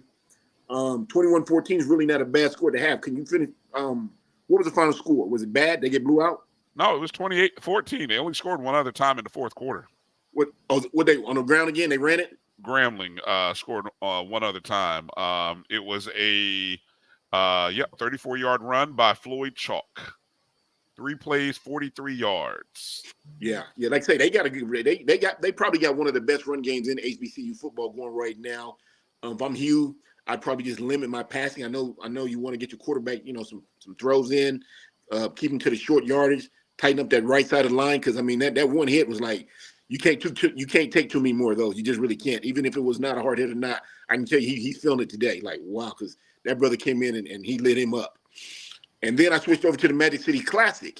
And right when I switched over to Magic City Classic, it was halftime for them because I caught the second half, and it was the bands. Because I'm HBCU guys, so we love the bands and the girls, and they shaking, wiggling. I'm sitting there like, hey, okay, cool. Boom, I'm doing my thug thizzle, right?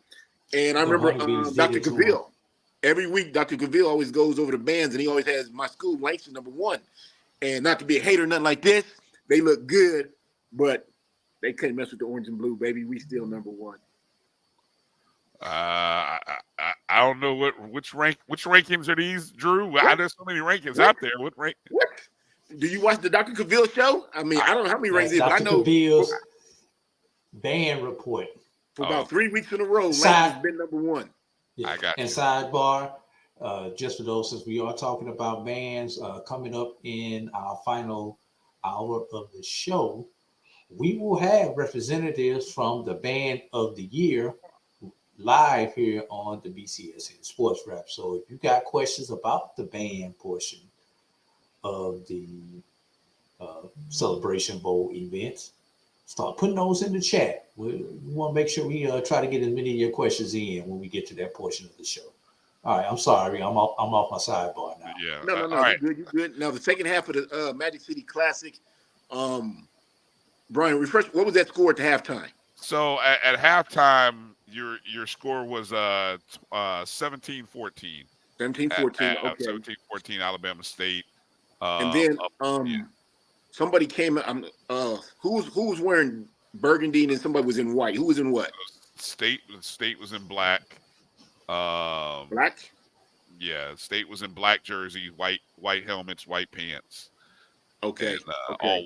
All white was Alabama. And then A&M was in burgundy, right? Yeah. Okay. Langford's a good quarterback. He was getting pressured a little bit. Rushed around. He had a couple good runs, had a couple good throws, but he was getting pressured. I know one time he threw an interception. This second half he threw an interception, and Connor Maynard walked over there and he did what I would have done. No need to yell at him, but he just put his hand on him and he had some words to say to him for about 8 to 10 seconds, and you can just imagine what he's probably saying. Like, hey man, did you not see the guy wide open? Something like that. I thought that was a good game. Like I say, I've been hearing about that classic for a long time. Kudos to Eddie Robinson and his boys.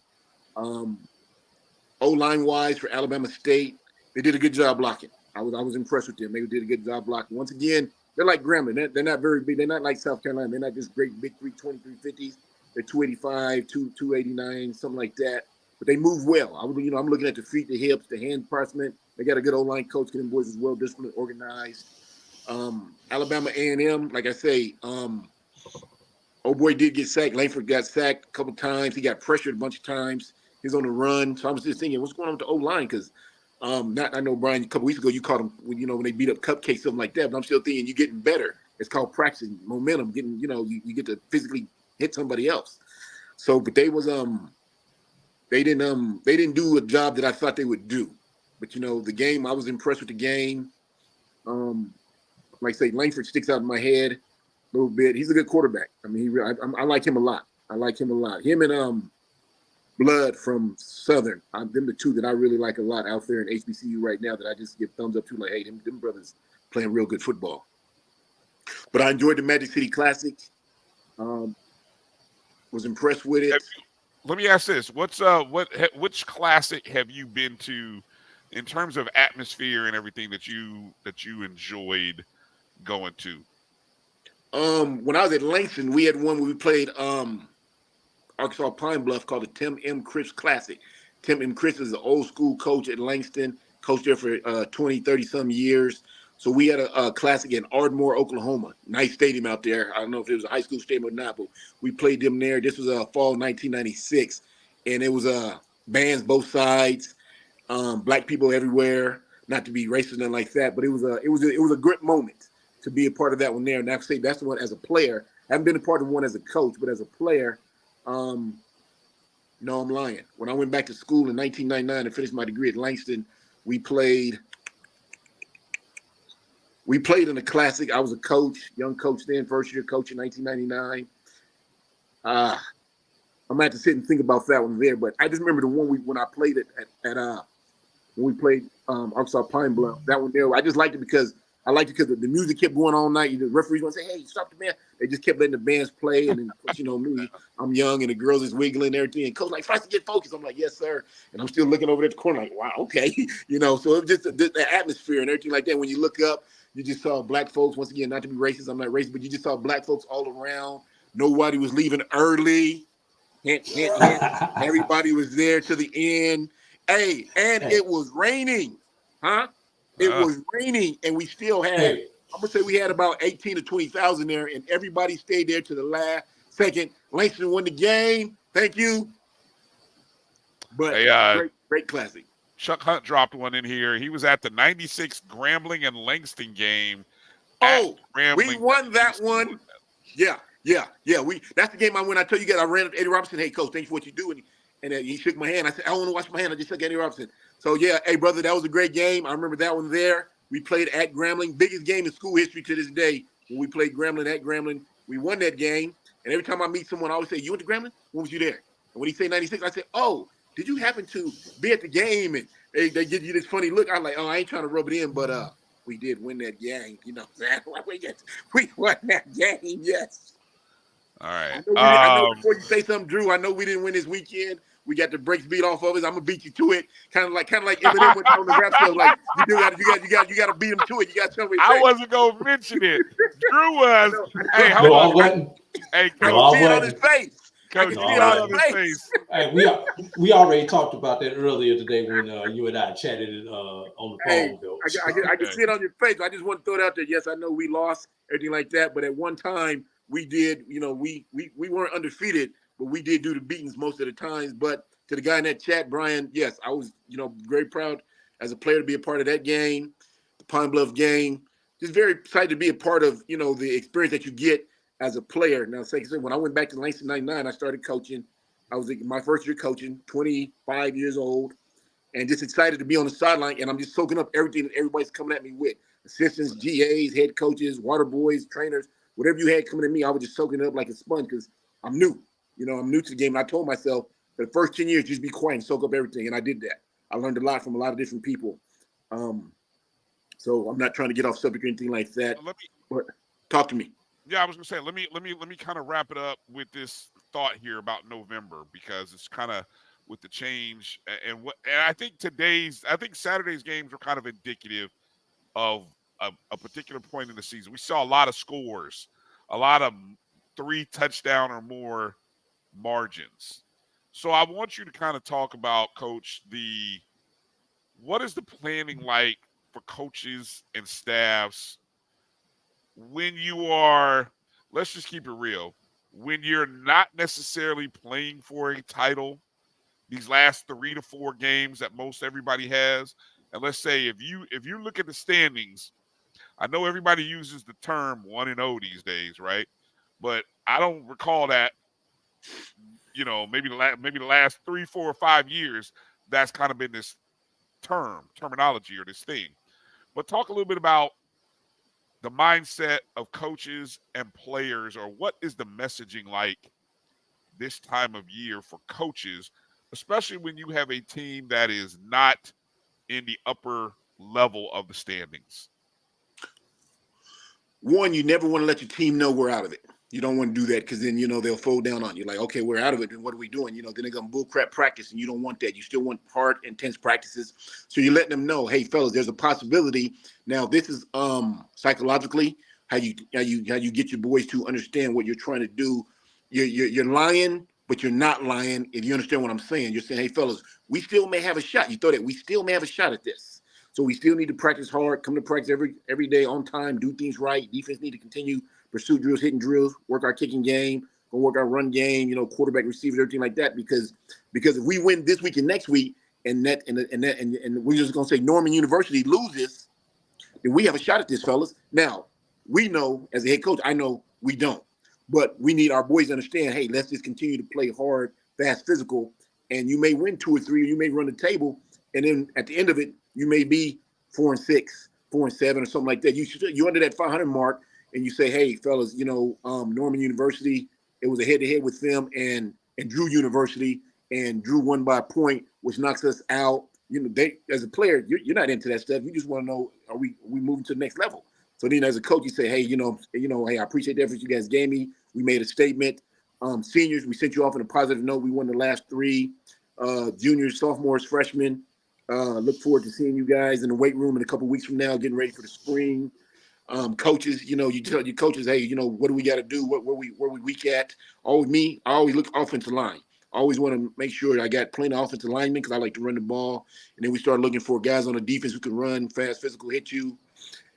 As a player, you're listening to your coach because once again, you're not really reading the clip like, oh, Norman University, they're out of it. No matter if they run the table, they're not going to do it because Coach Norman just said if we win these next 3, we can win it. So you're telling your boys in the dorm room, or in the weight room or the lunchroom, whatever, like, hey, fellas, we can win this. We're a lot better than what we showed these first 4 or 5 games. We can win this, and you come together and you win them. And if you move forward, you move forward. If not, like I said, you sent your seniors out with a positive note. Juniors, sophomore, freshmen, you feel good about the way you ended. Get ready for spring.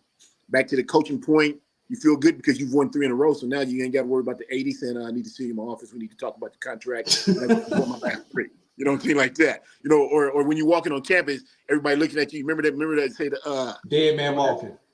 Yeah, that. And then they said to give you the gas face, you walk in, you like, everybody like, remember in the beginning, like, hey, coach, and everybody look at you like, and you're like, hey, Dr. Norman, hey, Miss such and such, and they like, but at least you won your last year. Hey, coach, hey, wait, good job finishing up. Can't wait till next year. Oh yeah, we're gonna be much better next year. And so you're like, okay, good, everything like that. So it's a psychological game that you play with your team and your coaches, and you just try to finish up strong, healthy. Like I say, send the seniors out with a bang, and get ready for the next season. But that's usually myself, how I would go about it. You got to tell your team, hey, we still have a shot at this.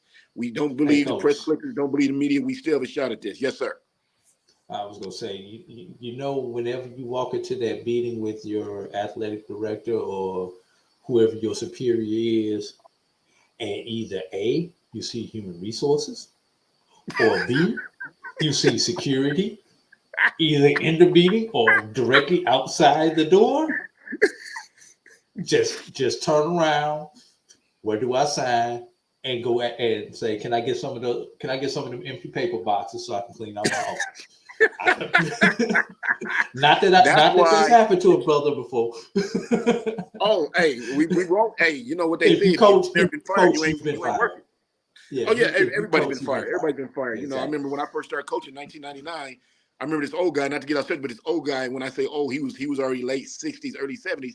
He said, they always call me youngster because I was 25 and everybody else was 65 up. So they say, youngster, you married?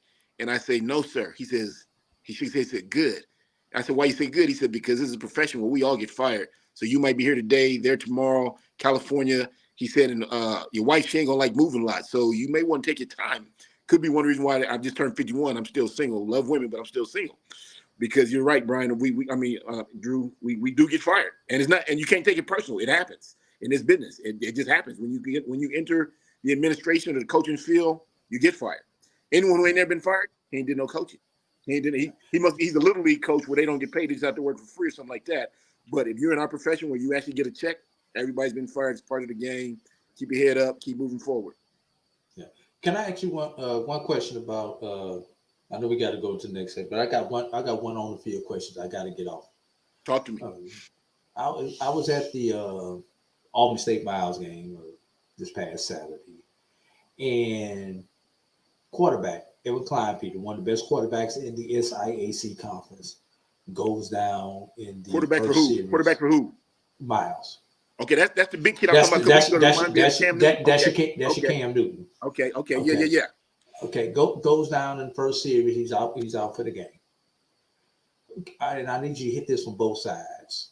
From the team that lost their quarterback, how does that affect you in the immediacy of the moment and everything that you had on that clipboard as a coach?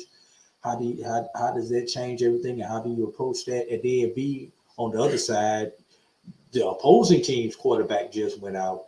Now, what do you do to make sure that your guys stay focused and fired up and don't slack up?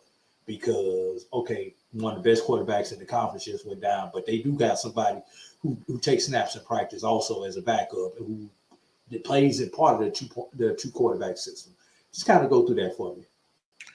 You kind of hit on a little bit. You always want to make sure you're repping two guys in practices. You don't want to just give one guy all the reps, another guy just sitting there holding the ball or a clipboard. You want to always have him ready because you just never know. We got this thing called next man up. Okay, so my guy goes down, next man up. Come remember earlier we always talk about you look good at your twos and your threes and saying you're feeling comfortable. So if you already know you got a guy he's getting 20, 30 reps every practice and he's going against the defense everywhere like that. He's completing his passes. He knows how to take off and run. So you feel good. Now, he's not that guy, so you're missing something, but he can get you through this game, and let's see what's wrong with our guy, but he can get you through this game. Other side of the field, you're excited because he just went down, and usually the rule of thumb is number 2 is not better than number 1. That's not always true, though. We've seen plenty of guys come in. Look at the guy from the 49ers. What he was like look at Alcorn State. Alcorn State do it every year. Yeah. So but sometimes coach always say, hey, there's a reason why he's number 1, he's number 2. He's not as good as this guy. So that can't always be true. But when that first guy goes down, you're saying, okay, cool. Now me as a D coordinator, I say let's knock out the first 2 guys because we know this. 3 is definitely not better than 2 and 1. That's why he's like 3. We definitely know that already. 3 is not better than 2 and 1. So let's knock 2 out 2 and let's keep rolling that way there. You want to hope that the kid's not hurt, that where he can't, that's the end of his career because that's not why we play the game. We play to have fun and win everything like that. But when you get him out as a coach on the other side, you're like, okay, cool. Now we've done some homework on number 2. We know number 2 is pretty good, but he's not number 1. So we're feeling good. And you look at your DC and you say, blitz him. And the coach look at you, blitz him. First, second, third down. Blitz him. I want to see what this kid's made of. Can he beat me? Can he beat us? Blitz him. Back to the other side. You as a head coach, you're looking at them like, hey, okay, you've been here. You got your reps. You know the playbook. Breathe. Go out there. I always tell my quarterbacks this. You don't have to win the game. Just don't lose the game. You don't have to win the game. What I mean by that is you ain't got to go out there and throw for 500. You ain't got to go out there and run for six touchdowns. Don't be out there throwing interceptions. Don't be out there fumbling. Breathe. Hand the ball to the running backs. Go through your progressions, everything like that. You ain't got to win the game. Just don't lose the game. That's how I can answer that one, brother. Gotcha. Well said. All right. Well, Coach, this upcoming weekend, we've got 2 of the big 3 SIAC matchups right on the Black College Sports Network. Of course, we've got the Tuskegee at Miles contest, and then we have the Allen at Benedict Miles. So that's the one I want to see. Those are 2 games. Brian, you know what time that one's coming? I want to see the Miles Benedict. The Allen Benedict. You know what time that one's going to be on? You give me just a second. I know Tuskegee and Miles is at 4:00 Central Time, 5:00 Eastern, so that would be 3:00 where you are at, Coach. Yes, sir. And I'll pull up the Miles Benedict game. I 2:00 think that's a 2:00 start. If I was going to say it was a 1 or 2 o'clock start, if I remember. Which means it's 11 o'clock my time. I'm pulling it up right now. I definitely want to see the Allen Benedict game there. Yes, 2:00 Eastern. That's 2:00 Eastern, Coach. Ooh, 2:00 Eastern, which would be 12 o'clock my time. Okay. I'm on that one, Brian. You guys, I'll be watching that one for sure. I'll be watching that one. You say it's on the network? It is. As okay. well as the Tuskegee Miles one is on the network as well. So okay, I definitely want to see the Allen Benedict. Come to find out, you guys probably already knew this, but I just known this the other day. Allen and Benedict is like what, down the street from each other? You could throw a rock at the back window. Yeah. You know, I was like, I did not know that. I'm thinking, how does Duke build two historically black colleges and universities that close at the same level? And I was telling AD, I'm like, I wonder if they poach each other's players? Just being in the coach, you just drive like, hey, what's up, man? You want to come on over here? You know, we got facilities, we got this, we got that. Nah, coach, I'm good. And he run off, everything like that. Well, okay, I tried. You know what I'm saying? Because when you're that close, it's going to happen. So when someone told me that they were that close, I'm thinking, the only schools I knew that was that close, they're different conferences, but it's Texas Southern and University of Houston. They're right across the street from each other. When people used to say that, when I actually moved to Houston with my dad, I said, Dad, take me to Texas Southern. I said, because they saying my dad, look, he's smart. He said, no, son, they're right across the street. So we parked and we walked to U of H and we walked right across the street to Texas Southern. I said, wow. So when I did my homework, I was like, they're that close? Two HBCUs? That close? And they're in the same conference, same level? Wow, okay. So they are that now. May be a championship. That may be a championship in itself. They're both good teams. But I'm definitely gonna watch that game. Yes, sir. Put me down. I'm definitely gonna watch that game, and I'll go through the list you sent me, Brian, to find another one. But I'm definitely on that one. Yeah, and the big two differences between these schools, you know, they're both church-based schools. While Benedict is based on the Baptist religion, Allen is based on the AME. Was started by AME people. So that's one biggest difference between those two schools. Even though they were both church-based schools when they first began. Hey, you know, as black folks, we love the Lord. Hallelujah. Amen. Most of our schools, either state schools or church schools, when they started, if people know the HBCU history. Amen. Yes, sir. All right. Make sure you guys are following Coach Farasi on Twitter at Coach Farasi, on X rather. Any good stories to tell from Twitter? Any good interactions? Anything? No, not from Twitter, but I do got one today. I got up this morning to go do laundry. Laundromat. I just moved into a place. My nephew moved. He fell in love with this girl, so he followed her. So the apartment was empty. And you guys know I was staying with my brother, sleeping on the couch for like the last month or so.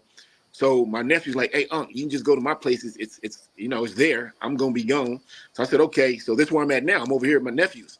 So at my brother's, I had a laundromat. I mean, we had a laundry washer and dryer in the garage. When I was in Hawaii, I had my own washer and dryer in the house.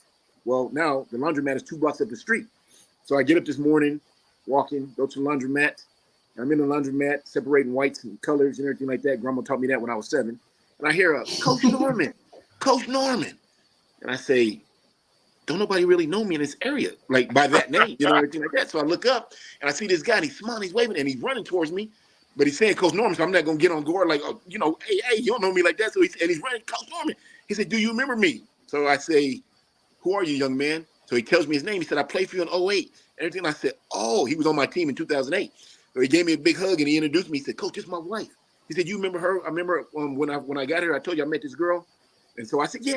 And so he's like, this is her. And these are our kids. I think the oldest child is 13. The other one is 11. And he got 2 pretty little girls and a pretty little wife and everything like that. I'm like, you never left Albuquerque? He's like, no, sir, Coach. He said, I stayed here. We dated for a while. We got married. He said, I'm getting ready to buy a house. I said, congratulations to you. He said, I got a good job. I'm doing well. I said, man, and tear came to my eye a little bit because as a coach, you always want to see your players doing well. So he says, hey, Coach, I'm married, beautiful kids, everything like that. I got a job. So he tells me where he work at. I say, where you work at? And he looked at me and he started laughing. He says, I'm the manager of Burger King. I looked and I said, huh? And he says, before you say anything, Coach, I make good money. So he told me what he makes. I says, okay, I'm in the wrong profession. I need to go get an application. You know what I'm saying? They paying like that. Burger King paying like that. I said, oh, hey, Whoppers and fries, here I come. I've been on a diet. So I'm saying, Whoppers and fries, here I come. But anyway, sum it up. He said the reason why we're at the laundromat is because our washers and dryers didn't get delivered tomorrow. He was telling me where he lived. We exchanged numbers, everything. And he just kept hugging on me. He kept saying, Coach, man, I just owe you so much. And I says, you want to know how you repay me? He says, how? I says, be a good husband to your wife, be a good father to your kids. You repay Coach Norman. And he gave me a big old hug and kiss on the cheek. And I said, brother, good to see you. And he's like, Coach, anytime you hungry, something like that, call me. I said, I don't really eat fast food, brother. If I'm in the mood for a Whopper, I will call you, young lady. Good to meet you. And shake hands with the kids. And we turned away. I'm not going to, second week in a row, I didn't cry on your show. I think you guys be doing me like That one guy we said, I'm not gonna cry on your show, but it was just good to see the brother doing well. Because I remember when I recruited him at 18, 5'10", 170 pounds, didn't have a lot of family support. He wanted to go to Texas or A&M. He's from Texas, but he had those kind of grades and he had that kind of talent. He was decent, wasn't that good. But I was like, hey brother, I'd love for you to come play for Coach Norman. So he came with me. And I remember I had 2 small schools looking at him, but he fell in love with the girl. He's married now, got a family.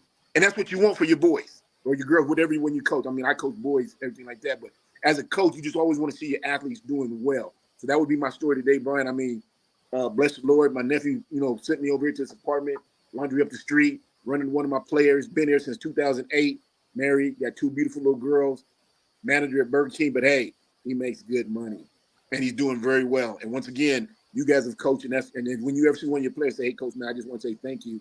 I'm just like, hey, no, man, thank you for coming to play for me. But like I say, be a good husband to your wife, be a good father to your kids. You pay me back. But it was good to see that brother doing well, and I just thumbs up.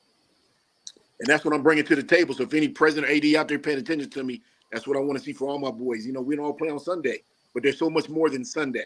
There's life. There's so much more than Sunday. There's life, and you want to see him being successful. Bryan A.D., I'm watching that game next week. I'll find another one. Look forward to, playing good music with the band next week. I'll watch the rest of the show. Coach. You guys be safe, brother. Love both of y'all, man. Appreciate everything. All right, you do. Coach. Appreciate you. Appreciate All right, you, Coach. That's Coach Farasi Norman. Make sure you follow him at Coach Farasi on X, the X Machine, formerly known as Twitter.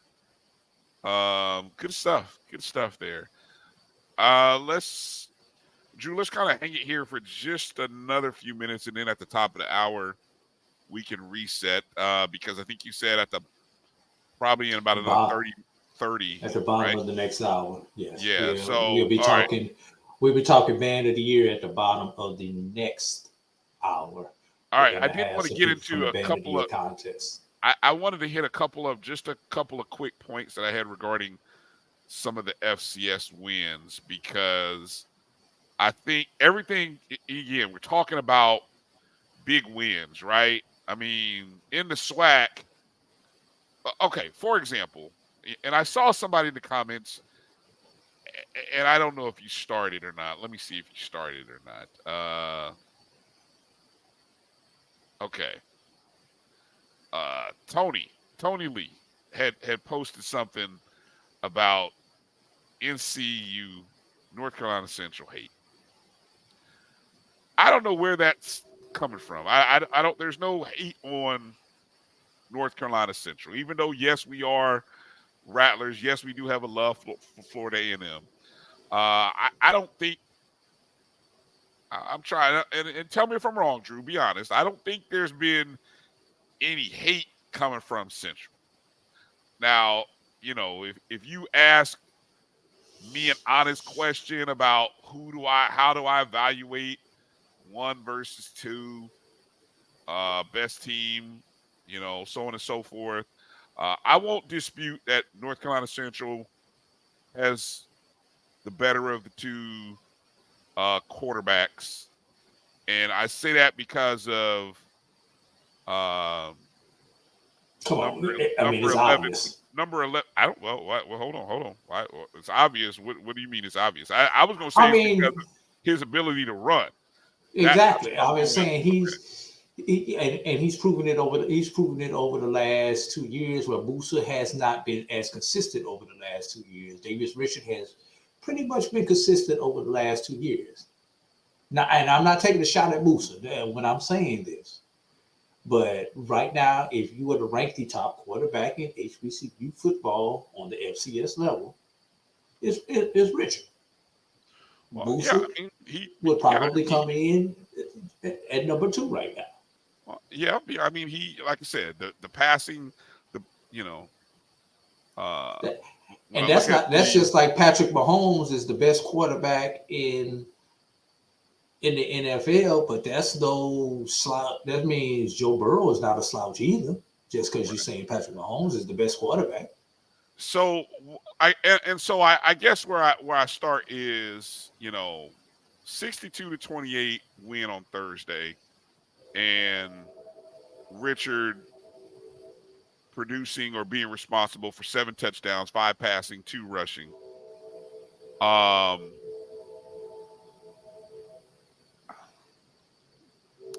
Look, it was a great performance against a bad team.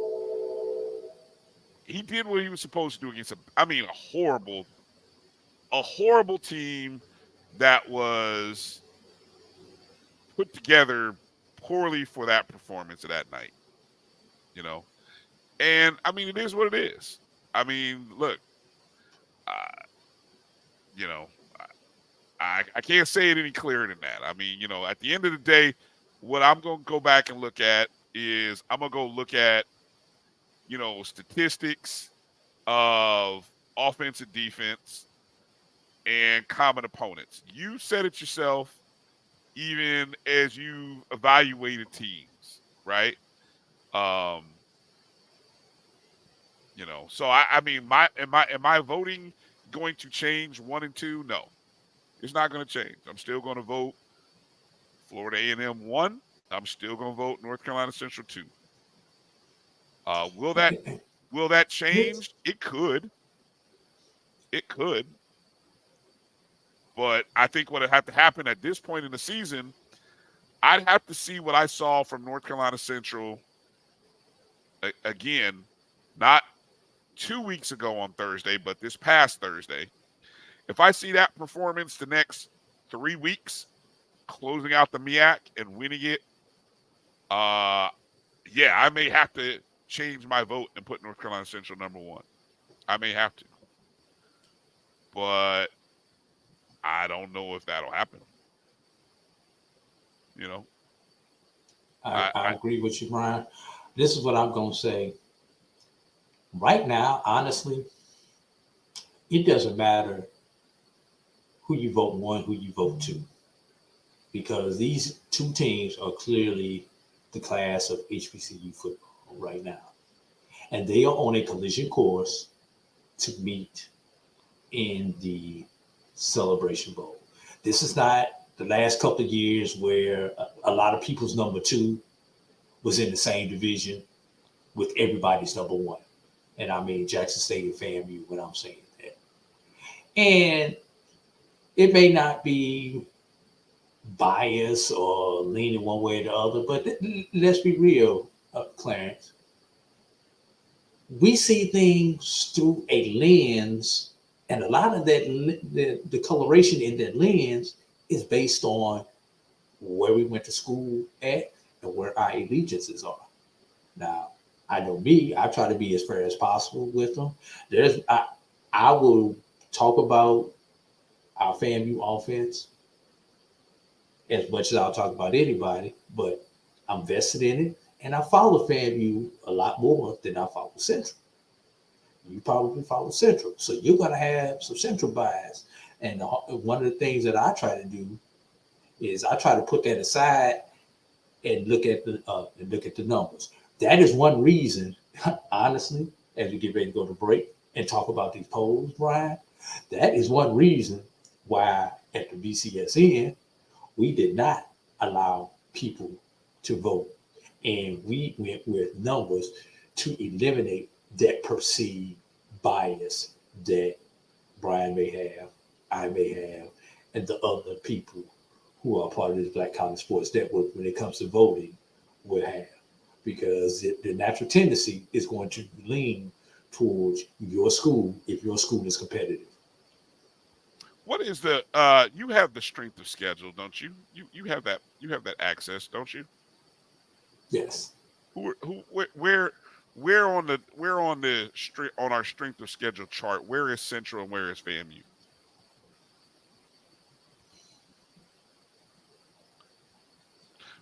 Because I say that while you're figuring it out. Central's going to have a better strength of schedule than FAMU.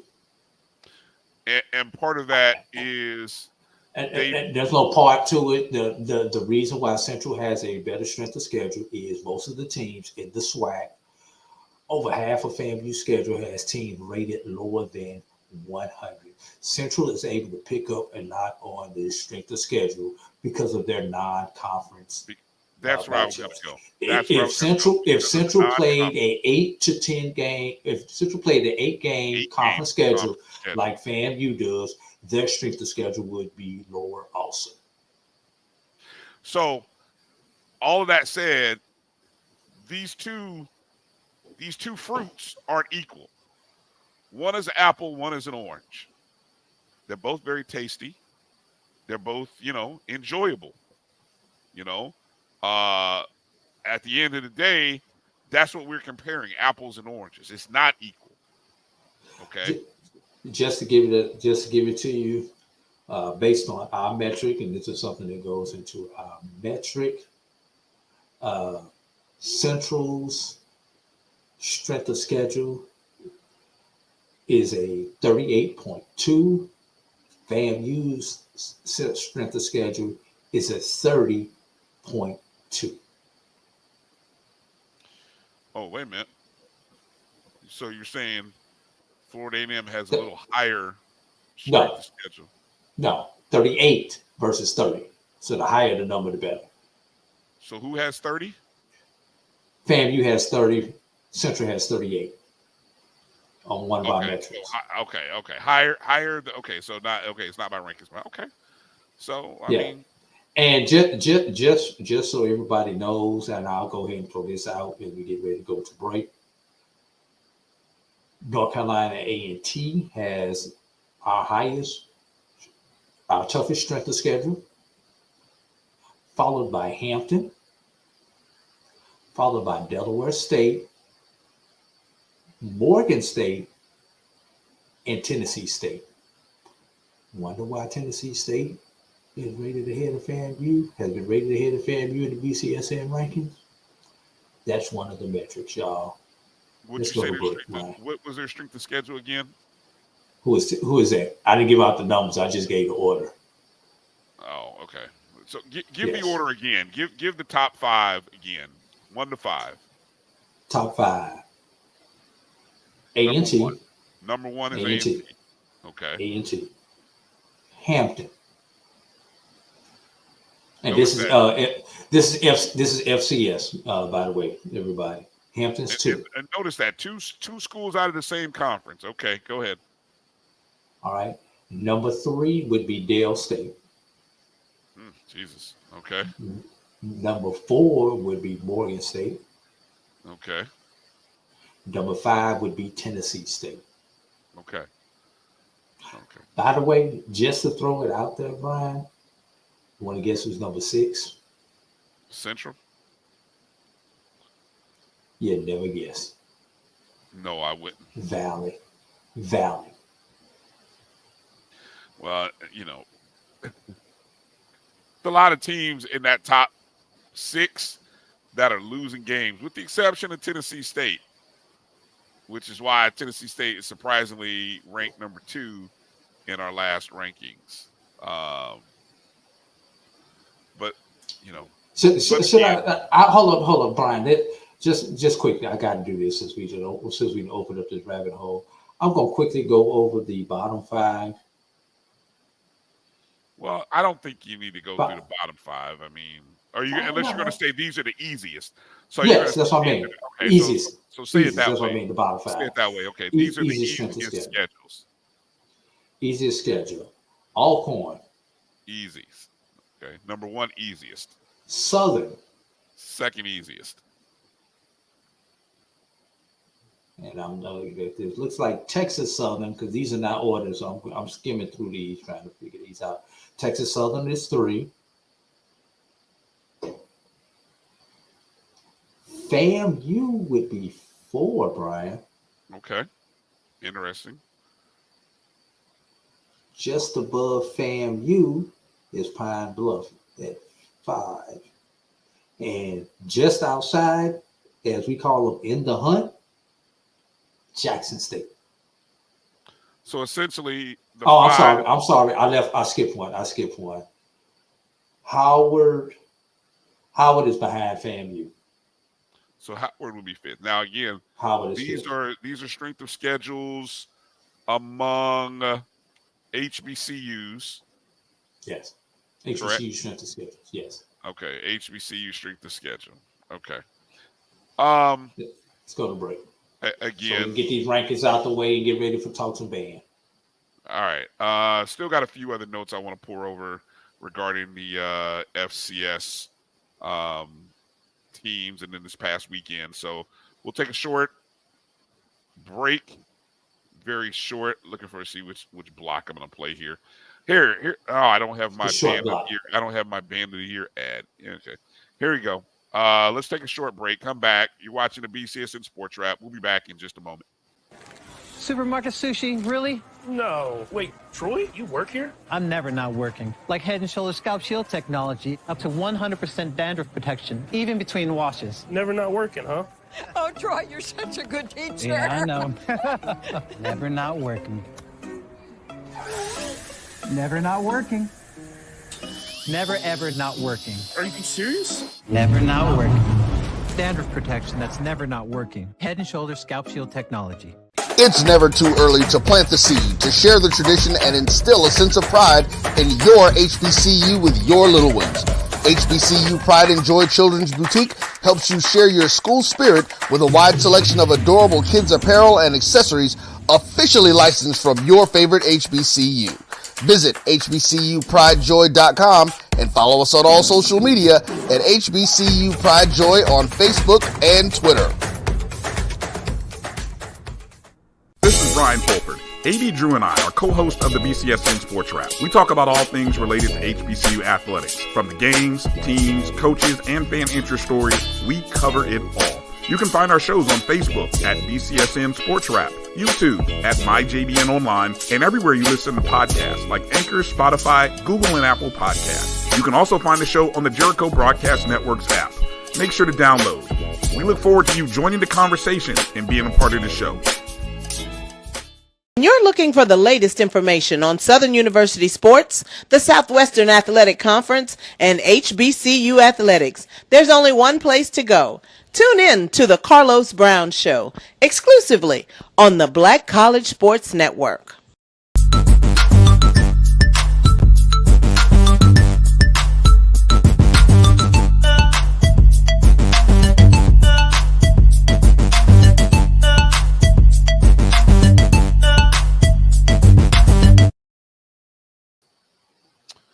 Welcome back to the BCSN SportsWrap. Bryan and A.D. here. Just want to clear that out, the boys. Yes, those numbers that I gave out prior to the break are based on the 1 through 100 scale, the boys. So yes, good, that's a good question though. It's hard to give out numbers without clarifying the scale. All right. Couple of quick score updates. So just to quickly recap before we get into the top five. Over in the MEAC, of course, very familiar with the Thursday game. Big win by North Carolina Central, 62-28, covering a 14.5-point spread. Congratulations. Probably the overhit too, just by the way. Howard with just and I say just, Howard was I believe, a 18. Yes, they were. They were an 18-point favorite, traveling to Delaware State. They only won 17-10. At the half, Howard had a 10-7 lead.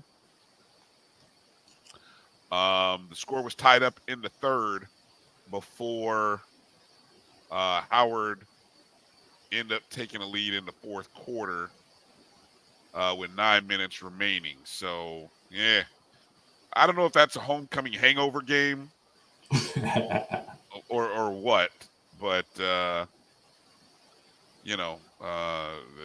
Howard not covering expectations, never a good thing. And then you had, then you had sort of an upset, one of the homecoming upsets. I think there were, let me see, what were Drew? There were, I had these totaled up here. There were 1, 2, 3, 4, 5. Yeah, 5 homecoming games. 3-2. 3 wins, 2 losses. About almost that's about what has been averaging. 60% winners, 40% On the other side, Kentucky State beating Morehouse. Morehouse is still You got your wish, Brian. What's that? Oh yeah. The Morehouse Clark game. Somebody has to get a win this season. So that game will mean something. One of those. The misery in the AUC. That's what we're gonna dub that game. I don't like that's kind of wordy, but anyway, you're all good. St. Aug is also still winless. Lincoln, Missouri, still winless. So one unbeaten, 4 winless HBCUs, and there will be at least one because Morehouse and Clark play each other. But anyway, Morgan State got a 32-28 win. This is the maddening thing about Morgan State. And somehow that they find a way to put a game like this against Norfolk State together. Just kind of reading the summary here on the MEAC Sports page. Morgan State rally came to life in the fourth quarter with 11 minutes remaining as Keith Jenkins Jr. returned a kickoff for a 90-yard touchdown. A few short plays later, Eric Hunter completed a 60-yard pick six, while rookie Todd Smith ran in the game-winning touchdown on a 14-yard play. So I'm sorry for all my family friends, my family disappointed and heartbroken. Morgan State outscored Norfolk State 22-7 on homecoming. Absolutely embarrassing for the Fulford family. So many of them, of course, my people met at Norfolk State. So behold, that one hurt. Yeah, and then the other homecoming on the other side of the bay, Hampton with a 26-24 win over North Carolina A&T. Hampton was a 3-point favorite, so they did not cover. But they did get their quarterback and running back. Burris the running back, Zealous the quarterback. So who knows? Hampton is 4-4. Maybe Hampton can find a way to finish off the last third of the season on a positive note. They were a pretty good team when everybody was healthy. It got kind of bad when they weren't. Yeah. Did you talk about the bad beat, Brian? Okay. Going into the SWAC, where quickly. SWAC number 9. First 2 weeks, everybody SWAC got a chance. You moved again.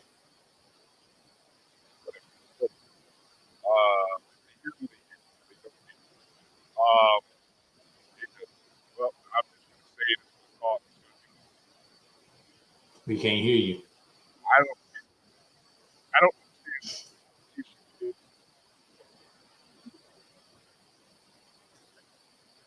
You guys can drop a super chat and then I can report it. Drop a couple dollars in the chat. And I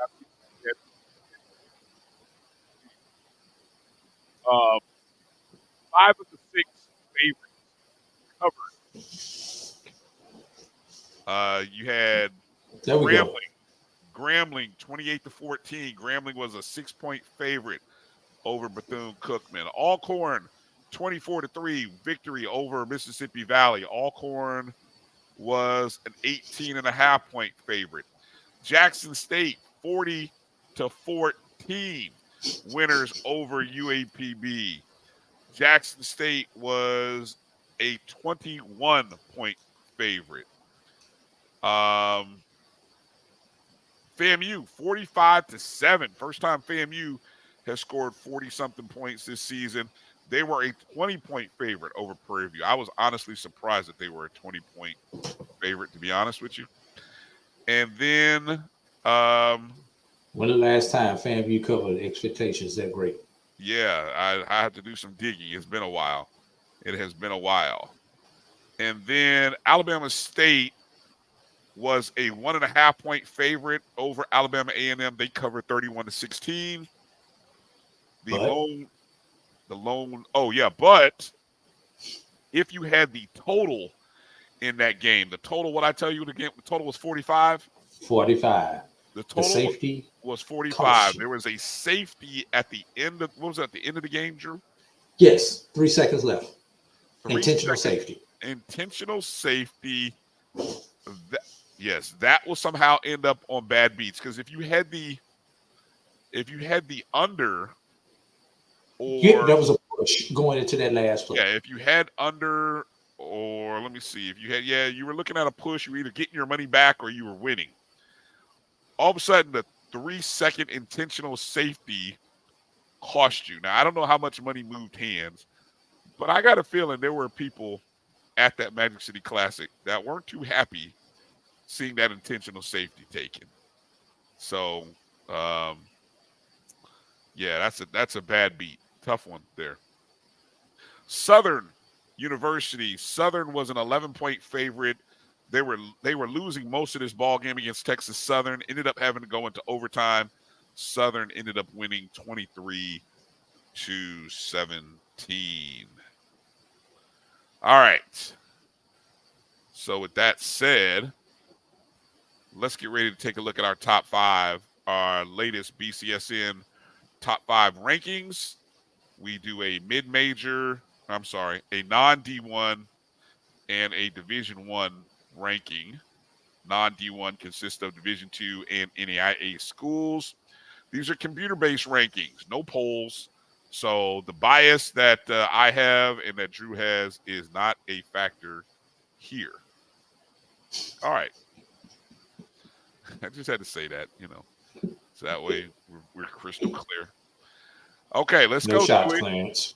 Let's go here. Let's go. All right, here we go. In the hunt. What we got in the hunt? Computer rankings. Get out of the way. Let's see. We got Miles College, 6-3, 5-2. Of course, we're familiar with their situation. Tuskegee, still outside of the top 5. That's interesting. Wonder if that could change if Tuskegee makes their way into the championship game. Allen University sitting on the outside, 6-2, 5-2 overall. If they beat Benedict, could they jump into the top 5? And then Bowie State, 5-4, with a chance to finish with a 500 record, 4-3 in conference play. That's what you might say if this was an old school traditional top 10, that would be 6 through 9. All right, number 5. Looks very similar to last week. Fort Valley State coming in at number 5, 7-2 record, overall 6-1. Looking forward to their game against Albany State upcoming. Number 4, Florida Memorial. Big win over Southeastern University this past Saturday. 5-3 overall, 4-1 in conference play. I think they got a big conference matchup coming up this Saturday. Number 3, Virginia State. Big time win, 75 points this past weekend, 8-1, 6-1 overall. And then number 2 will be Virginia Union. So we have a 2 versus 3 matchup coming up this Saturday at Hovey Field in Richmond. And number 1 is Benedict College, the last and only unbeaten. And just to clarify, something that Clarence had asked us last week, the historical run that Benedict is on, of course, if they finish off this game against Allen and win the SIC championship, they'll finish with 2 consecutive unbeaten regular seasons. And that has not been done since 2011 and 2012 when Winston-Salem State did that. Of course, they lost in the playoffs, the semifinals, national semifinals in 2011, or Final Four, however you want to think of it. And then they lost in the championship game in 2012. So there's our rundown. Benedict, Virginia Union, Virginia State. That's all right. Florida Memorial and Fort Valley State. Lawrence chimed in and said Florida Memorial can actually win the Sun Conference and get an AQ for the playoffs. I don't know. Florida Memorial needs some help. Yeah, I was going to say, I thought they needed some help because they lost to one of the two teams in front They of lost them. to Kaiser. Yes, they lost to yeah. Kaiser, who's in front of them. So Kaiser would have to lose. And, of course, Florida Memorial has to win out and beat St. Thomas, who is the other team. I believe those two are tied at this point in time because Kaiser beat St. Thomas earlier this year. Yeah, so Kaiser owns Kaiser owns the tiebreak over both the 2 and the 3 team right now in the Sun Conference.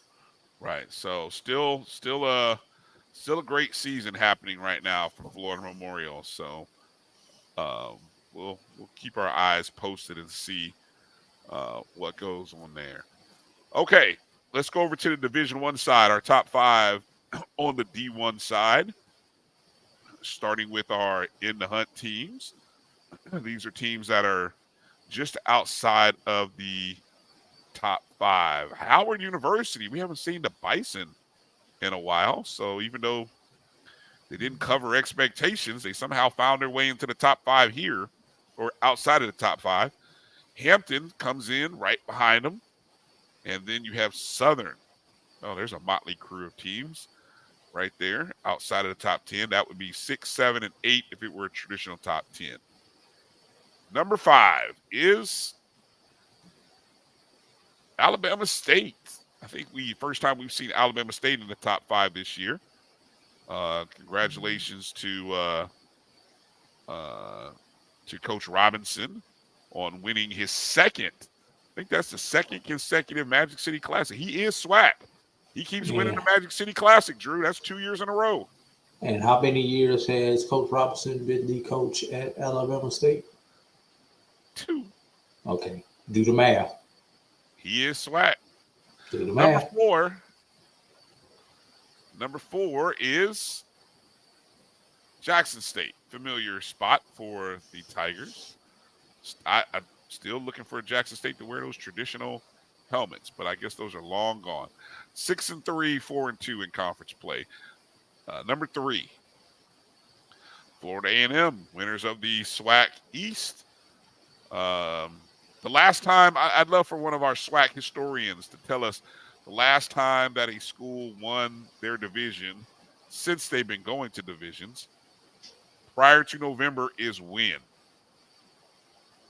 Also keep in mind when you ask that question, Brian, they just recently went to an 8-game schedule. It used to be a 7-game SWAC schedule.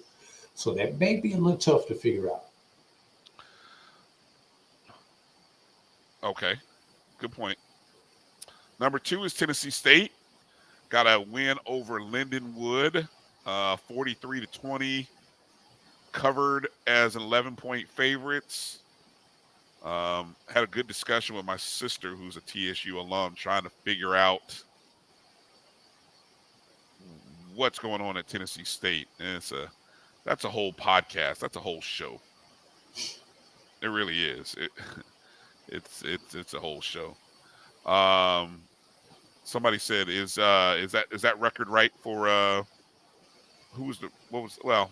think Tennessee State might be 6-2. 6-2, correct. All right. Thank you, Nick. Number 1, North Carolina Central. I think they've been number 1 in the rankings all season. No. Yes. Were they? No, I think Tennessee State was number 1 week. They opened the season number 1 after the first 4 or 5 games. First 4 games, because we did the rankings after 4 games. Tennessee State was 2-1, if I recall, and that's how they opened as number 1 on the rankings. Central was 2. FAMU is 3. FAMU has been at 3 all season. Yes. And so then after Tennessee State lost that first game as number 1, Central has been number 1 ever since. So, hey, look, gives us something to talk about. You guys take a look and compare the computer rankings to a lot of the polls. I know Drew and I are voters in various polls. I know Drew, I don't know about you, but on the Division I side, my top 5 all stays the same. I've got FAMU, Central, Tennessee State. I've actually got Alcorn ranked 4th. and then Jackson State 5th.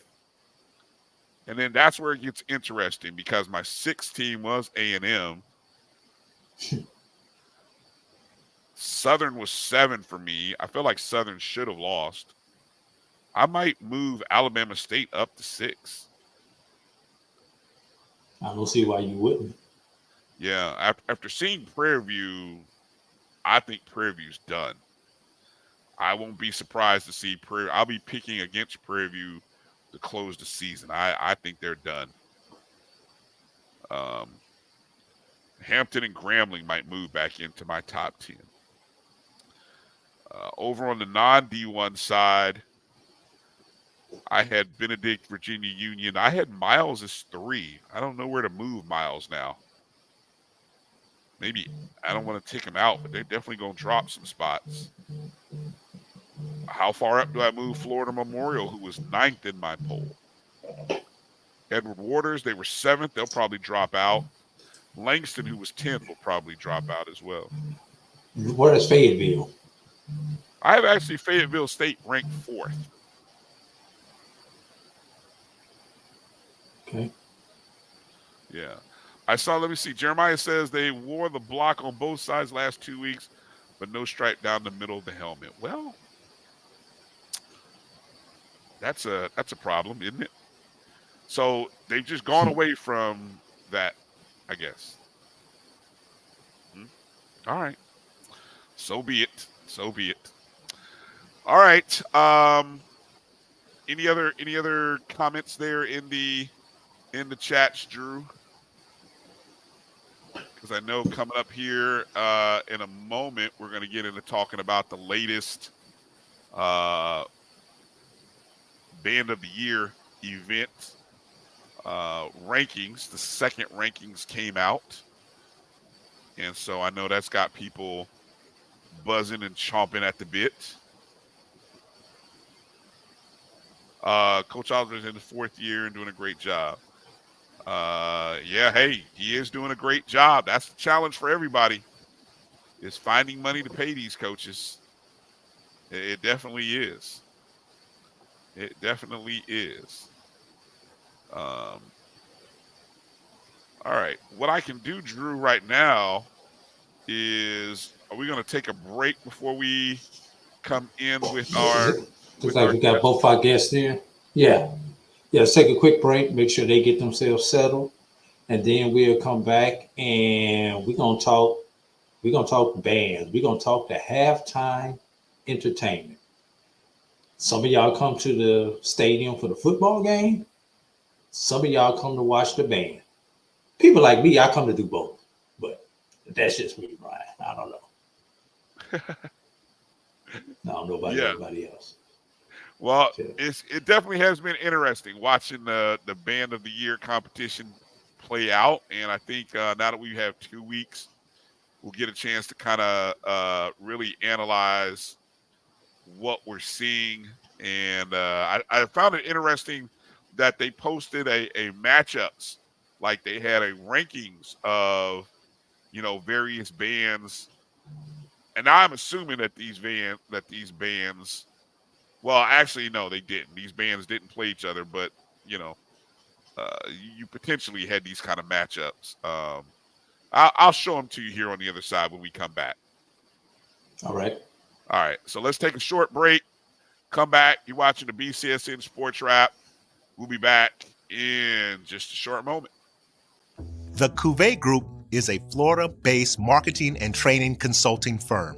We help businesses communicate to their target audience and engage them in conversation. We also help to expand their audiences, which will ultimately result in growth for those organizations. In addition to being a certified constant contact specialist, my colleagues and I are also certified in John Maxwell Leadership Principles. We use these proven principles to conduct workshops, training, and private coaching sessions for individuals and companies looking to take things to the next level. Contact us to schedule a free consultation. Issues today, don't delay, call Cuvée. This is the Dean of the College of HBCU Sports, Kenyatta Cavill of Dr. Cavill's Inside the HBCU Sports Lab with Mike Washington and Charles Bishop. Come mix it up in the lab where the course lecture is in session every Tuesday from 6 o'clock p.m. Central Standard Time on Facebook Live, YouTube Spreaker, or the BCSN app, as we discuss all things about the HBCU sports culture, including exploring the week that was in the sporting HBCU diaspora, as well as the upcoming week of HBCU sports. With me, the Dean, the College of HBCU Sports, on Dr. Cavill's Inside the HBCU Sports Lab with Mike Washington and Charles Bishop. Course lecture dismissed. From novice to aficionado, find yourself here. High quality cigars plus personal customer service. Slow Burn is Waco's only mobile cigar lounge, featuring a meticulous, curated collection of premium cigars. Visit our website, www.slowburnwaco.com. That's www.slowburnwaco.com.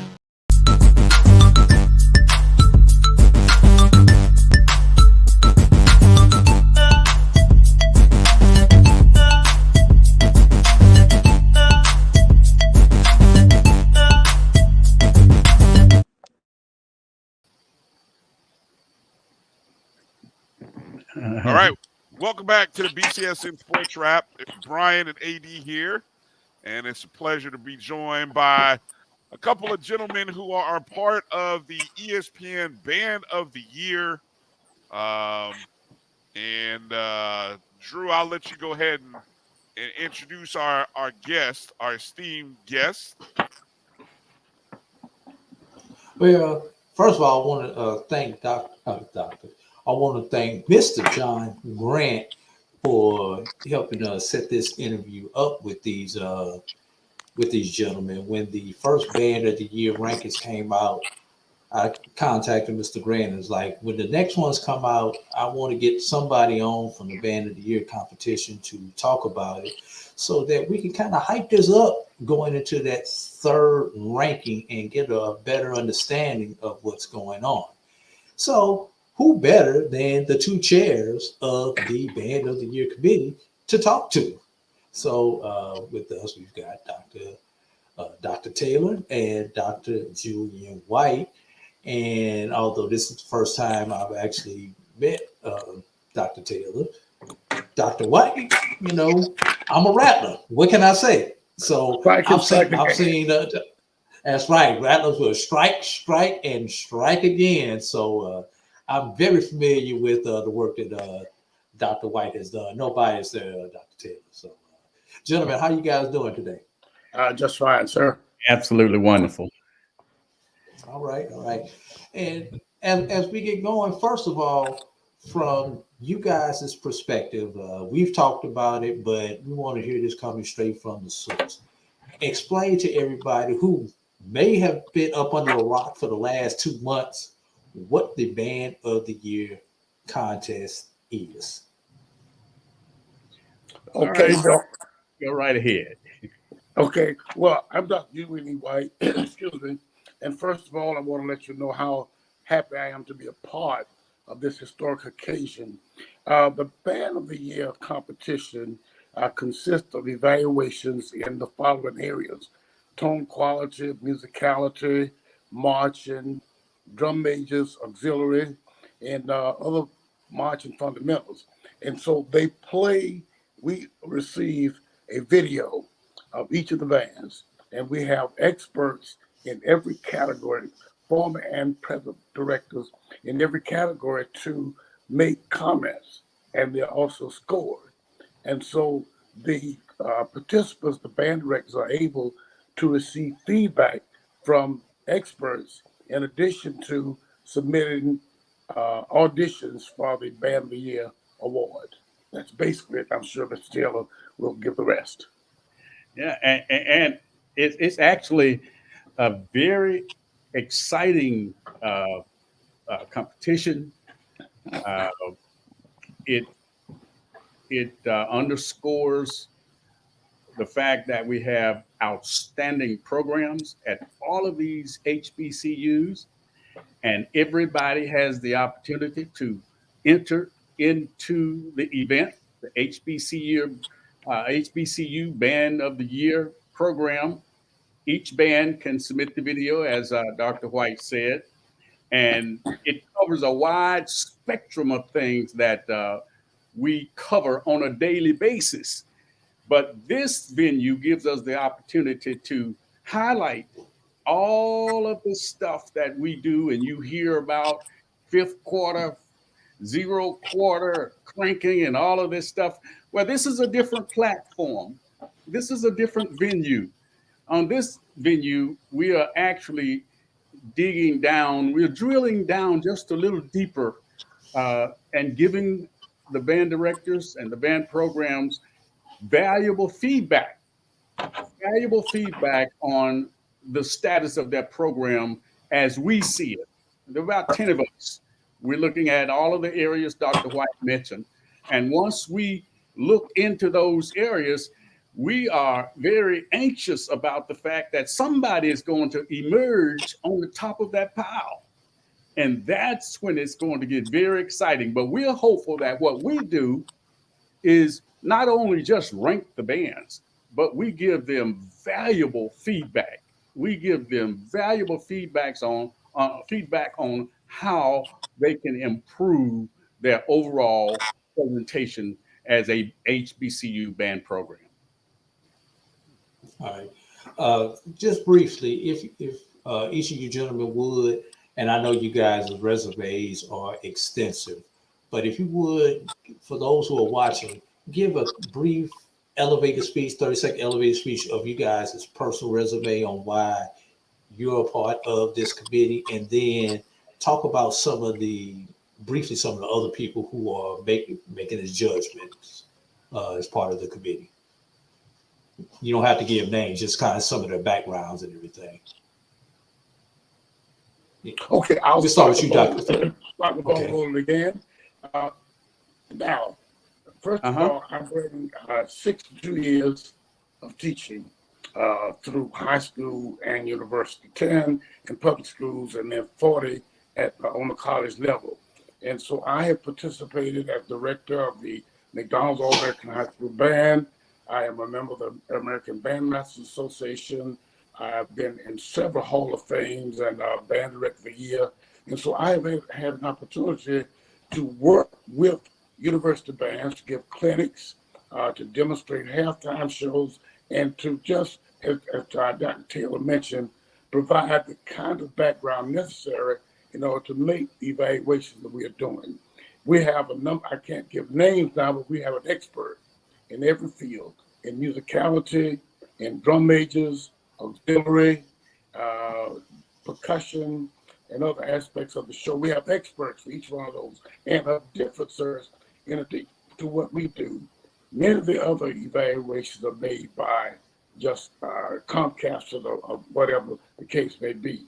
But in our case, we have all excellent band directors, musicians, former directors who can make these comments, and so they carry more validity, say, than the other evaluations, than the other posting and rankings of bands. And of course, the school you're most associated with, Dr. White. Beg your pardon? And the school that you are most associated with is what, Dr. White, once again? It's Florida Agricultural and Mechanical University. Just had to put that in. I'm sorry. Go ahead, Dr. Taylor. It's actually Professor Taylor. Thank you for that degree, though. I appreciate it. All right. I came through the ranks watching Dr. White, the stature of a person of Dr. White's caliber. I attended Jackson State University, and I came up under the great W.W. Davis, and the great Harold Halton. Those were my instructors. And I matriculated there undergrad. And when I left there, I took my first job at age 23 as director of bands at Kentucky State University, Frankfort, Kentucky. And I stayed there about 8 years and moved to Jackson State when Harold Halton decided to go to Virginia, I came to Jackson State in 1984. And we've done a few things while we were there. We've been covered in Jet Magazine, People Magazine, Science Monitor. We got selected to go to, not to Paris, but we got selected to go to Motown 30th anniversary in Hollywood, California. That was my band. And then we got selected to go to the NBA All-Star game with Michael Jordan and all of those cats during those days. And I was recently inducted into the HBCU Alumni Hall of Fame. And so that's just a little truncated version of some of the things I've accomplished. And I'm also grateful to say that I have a student like Dr. White that's director at Jackson State right now, Dr. Rob. So the bloodline continues. Yes, it does. All right. Go ahead, Bryan. Well, gentlemen, first off, appreciate you taking time to come on the show with us tonight. So let's get into the one thing that you said that I loved is that you're able to give feedback from the first performances that came in. So I guess my first question, and I'll start with you if you want to, Professor Taylor, maybe you start in. The schools that submitted, and I would like to think that everybody submitted. How has the feedback portion been in terms of, you guys have been able to evaluate, and the feedback that you've given from the first to the second rankings? Does that, does it feel like, in short, hey, are you listening to our feedback? Do you hear what we're saying? Give a little background on what that is like. Well, I tell you, I hear a lot of noise somewhere. I'm not sure where it is, but it's sort of distracting. I didn't want to mess up the video. Oh, that's all right. No. I think I figured out where it is. Oh, okay. Yeah. All right. I got you. Okay. We have been painstakingly very intentional in giving appropriate feedback to the directors. And I am of the opinion that they have received it very well. And some of them actually are highly appreciative of the fact that we were able to pinpoint some things that they paid no attention to. You see, there's a halftime performance, and there's a performance that requires evaluation. They're totally separate. At halftime, I can get out and I can crank, and I can really I can go at it. But when the judges get their video, we put on headphones and we listen. We listen for the finer things in music. We listen for balance and blend. We listen for melodic integrity. We listen for how well the players know their places in the drill, how well they are aware in terms of spatial awareness, how well do they execute. Those type things we give back to the directors. And I'm very encouraged that the directors have actually taken some of the things that we have given back to them. And we it's labor, but it's a labor of love. And that's the beautiful thing about it. When we send it back and we get calls from directors that say, listen, I appreciate it. I appreciate what you just told me. I never thought about it. But that's where we are on that. Okay, well, I'm sorry, go ahead, please. No, go ahead, Dr. White. Go ahead, please. Go ahead. Yes, what I wanted to say, too, is that this is about the 4th or 5th year that we have engaged in this process. And I have seen a tremendous improvement over that period of time of the quality of the band's performances. And so the band director, we've had some tremendous performances that we view once a month. And the directors, I feel certain, as Professor Taylor mentioned, that they take these comments back to their programs and let the students, the band members, even hear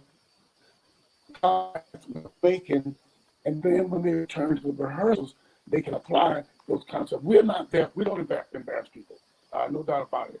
We have the professional integrity to provide feedback to these band directors that they can pass on to the students, because it is very important. I know, well, I started teaching, 62 years ago, and if I had the opportunity to have my band evaluated by a number of people, I would have reckoned it and would have welcomed it. Now, I can say this too, though, that I was mentored by the best. Dr. William P. Foster, Prof. Davis at Jackson State, Prof. Greer from Tennessee State, and Conrad Hutchins from Grambling University. And those things, I think, were germane in helping me to be successful as a director. So those are the kind of things that we do every week. And yes, sir, it has. The progress, I feel, and many have told us so, the progress that they have made because of these evaluations has improved, I should say, tremendously.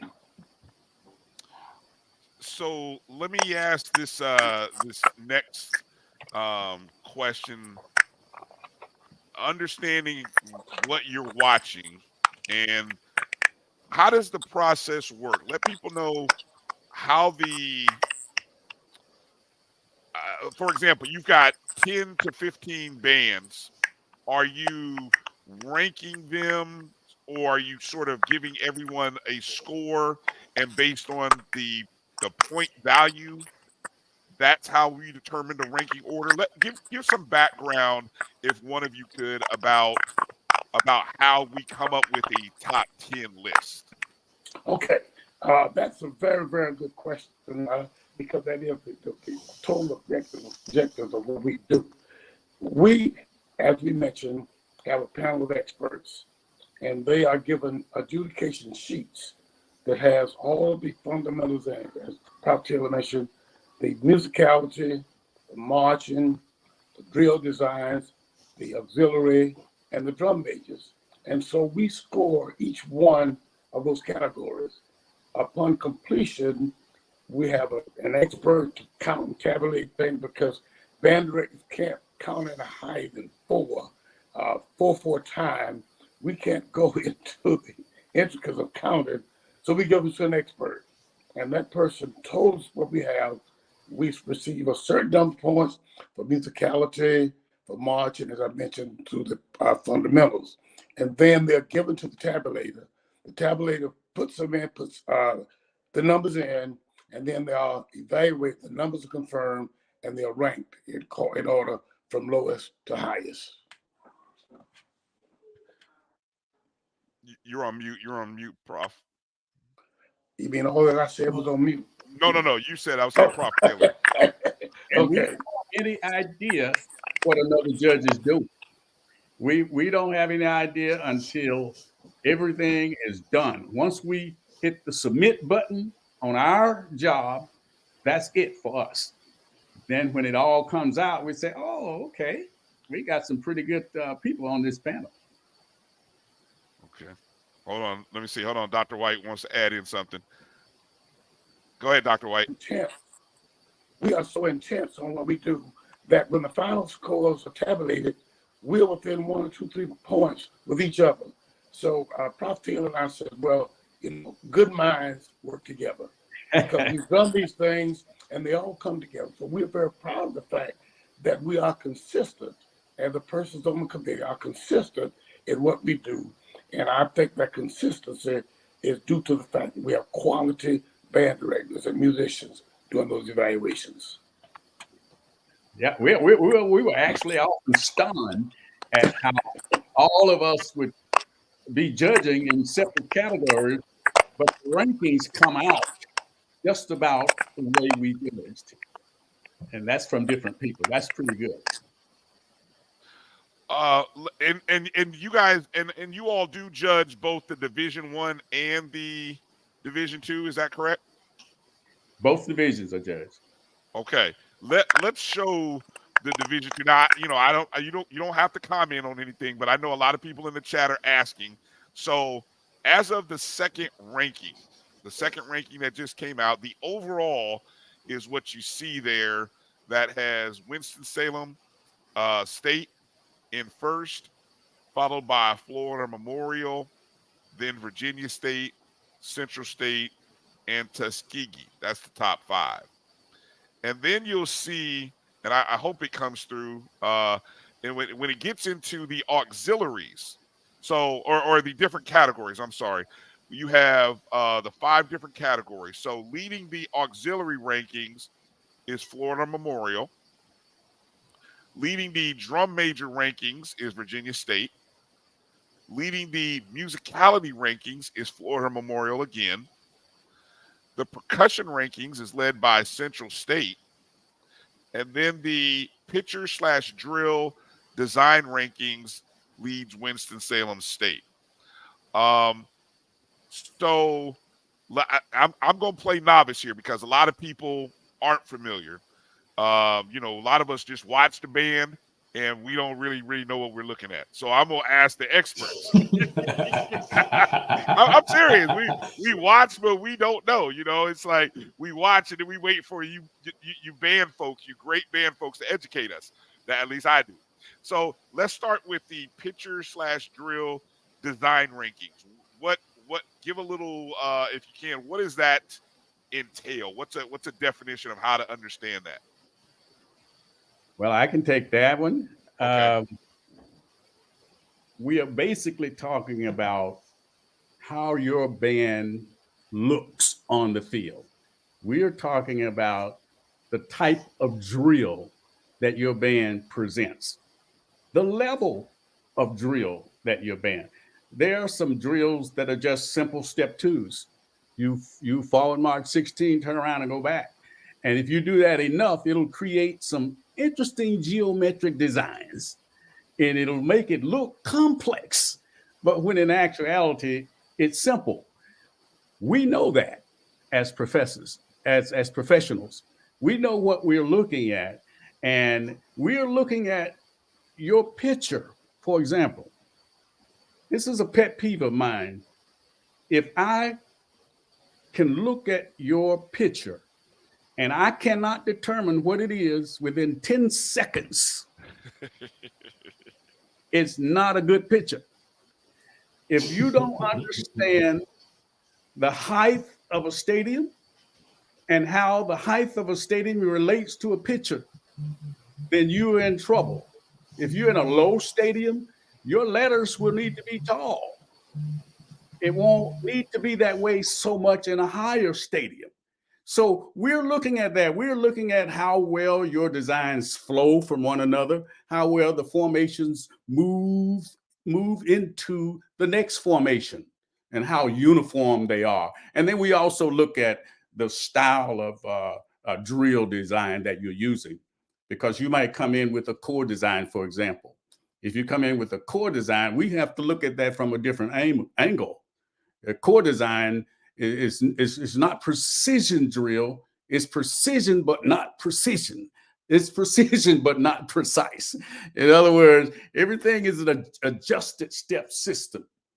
If you do a swirl, if you do a curl, if you do an expansion, if you do a compression, all of those things are different than doing a precision-based step 2.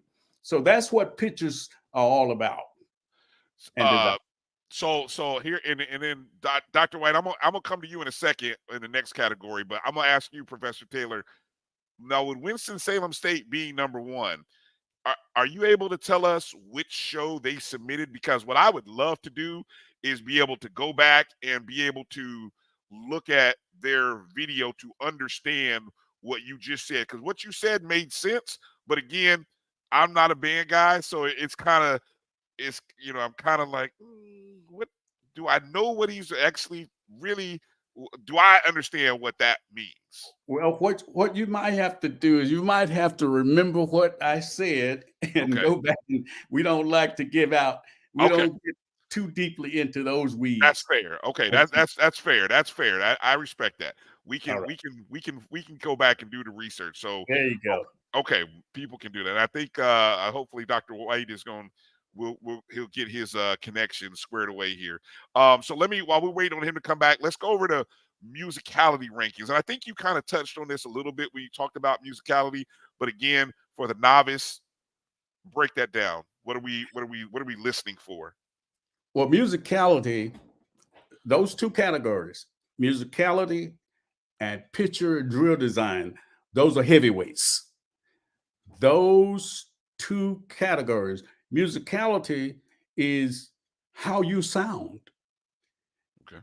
Not just how loud you sound, but how you sound. If you sit in the regular, if you sit in a football stadium and just listen while the bands are playing, you'll hear the questions asked very frequently. Was that band louder than that band? Was that band louder than that band? Well, we're not interested in that.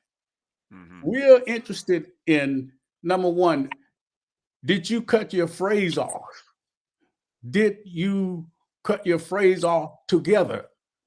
Did I hear the melodic line over the supporting harmonies? Mm-hmm. Actually, some bands nowadays, the supporting harmonies are way louder than the melody. That's not musicality. Okay. We are looking for a balance and blend, smooth sounding band. Now, don't get me wrong. We love power. Yeah, power is where it's at. But power, there's power and there's blasting. Okay. Can I ask a follow-up on that? Yeah. While we're on the musicality, does the acoustics of a stadium make a difference when you're judging it? For instance, if you have a smaller band playing in an NFL type stadium, which is obviously a larger stadium, the acoustics are going to be different versus if I'm that smaller band playing on my home field, where my stadium is, or vice versa, that bigger band go on the road playing in a smaller stadium. The acoustics are different. Does that kind of play into that musicality? How you guys judge that? Well, the acoustics play a role. We know how to navigate around the acoustics because we've played in every venue you can think of. We've played in great venues. We've played in bad ones. So when we hear a band, we automatically think about where they're playing. Okay. For instance, I hate to play in a stadium like an enclosed dome that's not acoustically treated. Because what you're going to get, if you don't have a lot of people in there, you're going to get a lot of boom boom. And you have to teach your students to work around that. But as judges, we are professional and have had enough experience to know we can separate what they're playing from their acoustical environment. Nice. Sorry, go Dr. ahead. White, did you want to? Yes. Can you hear me? Yes, we got you, sir. Okay, I think my video and my audio was going for the last question. If I could backtrack just a few seconds on it. You mentioned the drill designs and what we look for there. And as Prof. Dowell Taylor just mentioned, we look to see what style you're doing. For example, there are about 7 different kinds of drills. They have picture formations, and those are formations that tell some kind of story, a car, an airplane, a basketball player dunking in the nets, those kind of things. Then we have step 2 drills, we have circle drills, and we have squad drills. So a person looking at it, and you also mentioned the perspective, a person looking at the show will have a different view if they're at the lower level or if they're in a higher level stadium. And that makes a difference. And another important area that you do is the style of writing. The person who actually writes the drill and gets the arranger to put the two together. So it's the concept of what you put on the field and can you see it? And I agree with Prof. Taylor.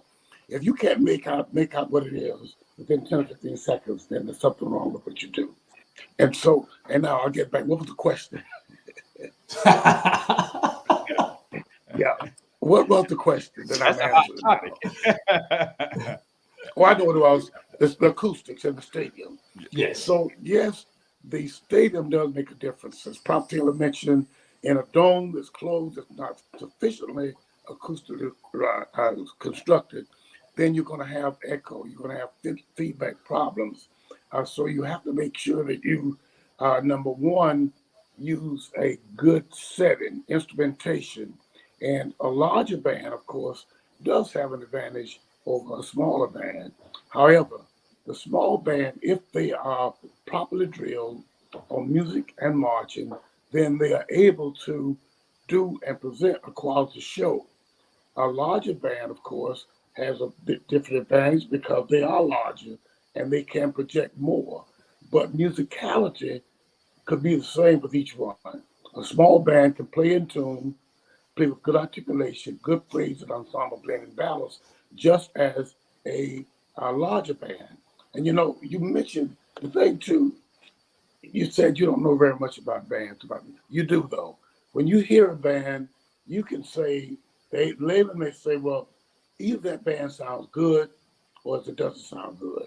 And if it's not sounding good, it is because performance fundamentals have not been properly taught. So the average person, I should say, can determine, is the band good? Does the band sound good? Or does it not sound good? And that has to do with acoustics also. Okay. Let's go to Dr. White. I'm going to have you talk about percussion rankings and what specifically within the percussion, because for me, being a novice, when I think percussion rankings, I think of the movie Drumline. You're like, but what goes into but that's that's us amateurs. That's us amateurs. But what are we? What is the judging like as it relates to the percussion rankings? Well, that is extremely exciting. And you mentioned Drumline. I don't know if you realize the impact that Drumline had on bands in America, HBCU, predominantly white universities, because the drums and the percussion, that is the heartbeat of the band. And the percussions are visual as well as audible. And so with the instrumentation in the percussion section, you have snare drums, you have tenor drums and quads. The snare drum is higher in sound, the quads are middle range sound, and the bass drum is called the boom, boom, boom. They are the tempo, the alarm clock, the clock that determines how fast or how slow the band is marching. And so from that aspect, visually, we look to see, and you can't see my arm now, but the percussion players have to stick, and they have the things they do with the bass drum, and the quartz drums, and the snares and all the cymbals. So the visual aspect of the band's performance is what we look at. We look to see how are they tuned, how do they look, how professional is the unison sticking done, how well the band members can handle the cymbals or the quads or the bass drum. That's from a visual standpoint. And then from an aural standpoint, I mentioned bands sound good if they don't sound good. One reason why bands can have a problem is that percussion players play too loud. Now, the audience loves to hear the drums, but from a musical standpoint, the drums must be, of course, the timekeeper for the band, but they have to be very careful that they don't overshadow the sound of the band. So we're judging orally as well as visually. And if I could add to that, now percussion drum lines are part of most bands' presentation. You see the band start, and then you see the drummers, percussion players come out front, and they will put on a tremendous demonstration. And I know that you've seen that. And the quality of what these kids do is just amazing. And let's say this too, that it emanated from drumline for the most part and HBCUs. The predominantly white universities don't really do that kind of demonstration. But with HBCUs, your drummers, your percussion section better come ready. Large band or small band, but the percussion competition is keen and must be given quality judging, which is what we provide. Prof. Taylor, anything you want to add there about the percussions before we move to the auxiliaries? Well, I can't add much on that one, especially when it comes to the heartbeat of the band. The primary issue is that percussionists understanding their role. And see, sometimes we have directors who don't have a clue about percussion sections. They might be a tuba player like me. So I want to hear a lot of bass horn. But after a while, you know that you must know about every phase of that band and understand their role. Percussion's role, support, not subdue. You just said something real interesting. I don't know if you picked that up, Drew. So your background in what you played has an impact on your teaching style or maybe your band? Is that kind of what I'm kind of hearing? Well, of course it does. It can't really help itself. Now, that's not an excuse. Right. If you wear the title band director, then you must be able to be proficient in every area of that band. Just because I played tuba, I love tubas, but just because I played tuba, that doesn't give me license to neglect the clarinets. Okay. The saxophones, they play color roles. They play roles within the whole fabric of the band program, and that's a well-rounded band director who play. But of course, a percussion player, for example, if most percussion players, if they are an arranger for the band, if they arrange music, if you listen very carefully, you'll find that their music is very rhythmical. It's in their blood. Oh, see, we just learned something. See, today we just learned something, folks. We learned something. Now we're all going to be asking our band directors, well, what instrument did you play when you were? Don't you tell them I said that. Hold on, Dr. White. As band directors, in order for us to get out of college, we've got to learn how to play all those instruments. We may not be proficient on all of them, but we must know how to teach every instrument in the band. And we take courses in applied music. That is our major area of requirement. But then we also we take woodwind techniques, brass technique, and percussion. And we can't get out of school until we know how to teach those instruments. Beautiful. I got to stop and ask this question since we went down the rabbit hole. And since we are a sports-based show, this is going to go right in line with that. As band directors, do you act like a head coach? You got to have your office coordinator, defensive coordinator, position coaches, etc.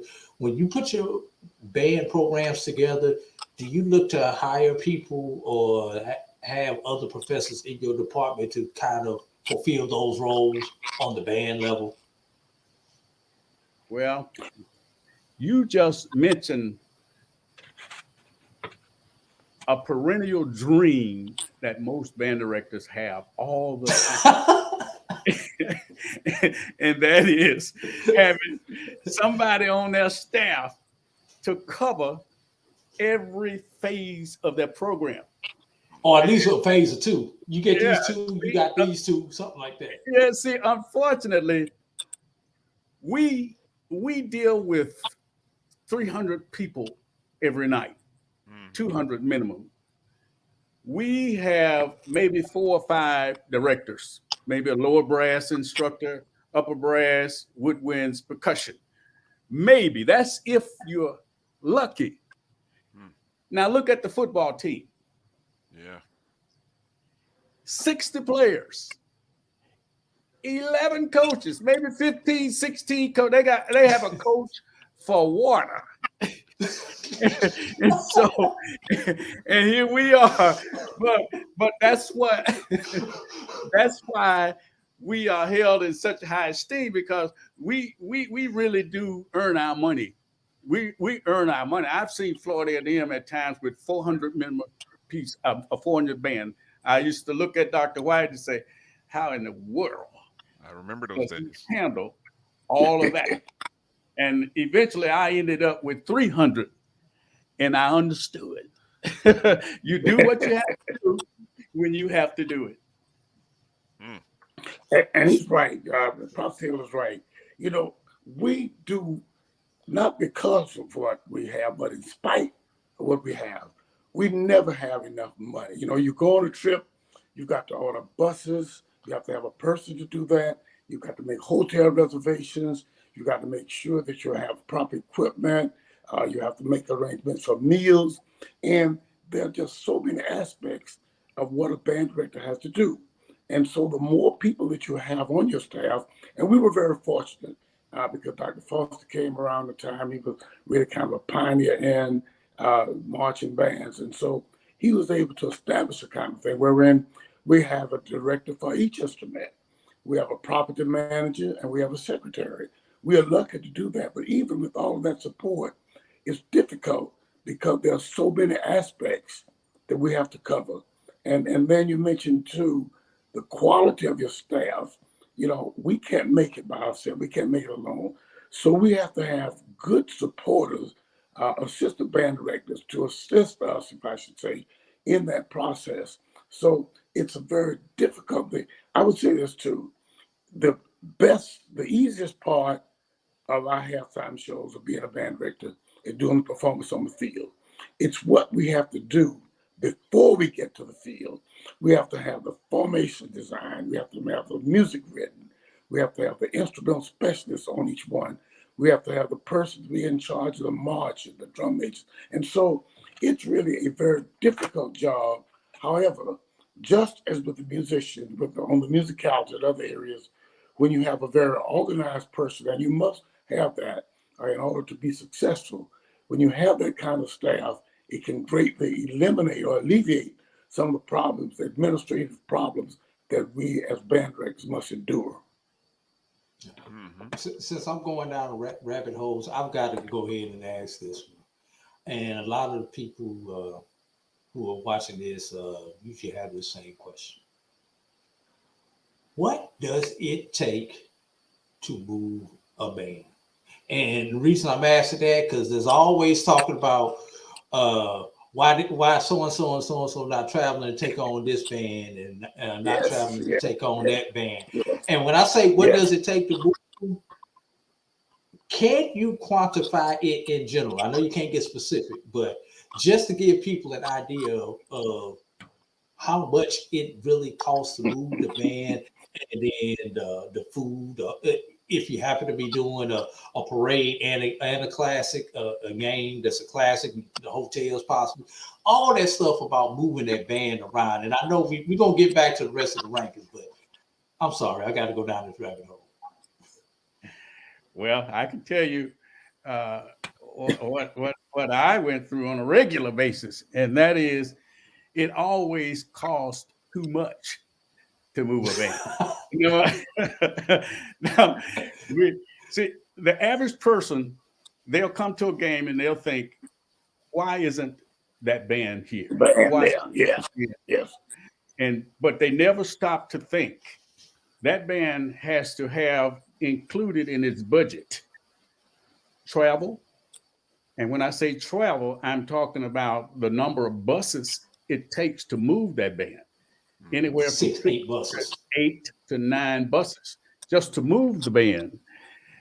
We haven't eaten one breakfast.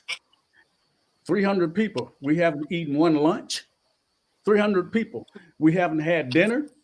300 people, and we haven't dealt with those people who are hungry at night after we get back to the hotel and we need to order in some pizza.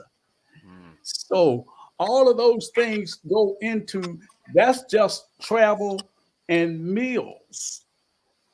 There are other aspects of the whole travel process where you start moving into hotel. We hadn't paid for one room. So by the time you add that up, to move a band like Florida A&M, Jackson State would probably cost more than some of the smaller schools' whole budget. So that's what we're dealing with without giving specific, we're dealing with that type of money. It's a lot of money. When I left Jackson State, when I retired, I had gotten the budget up to $800,000. That was not enough. So, and go ahead. I'm sorry. Well, I was going to say this too. I consider the band as a human body. You know, what will we need when we take a trip?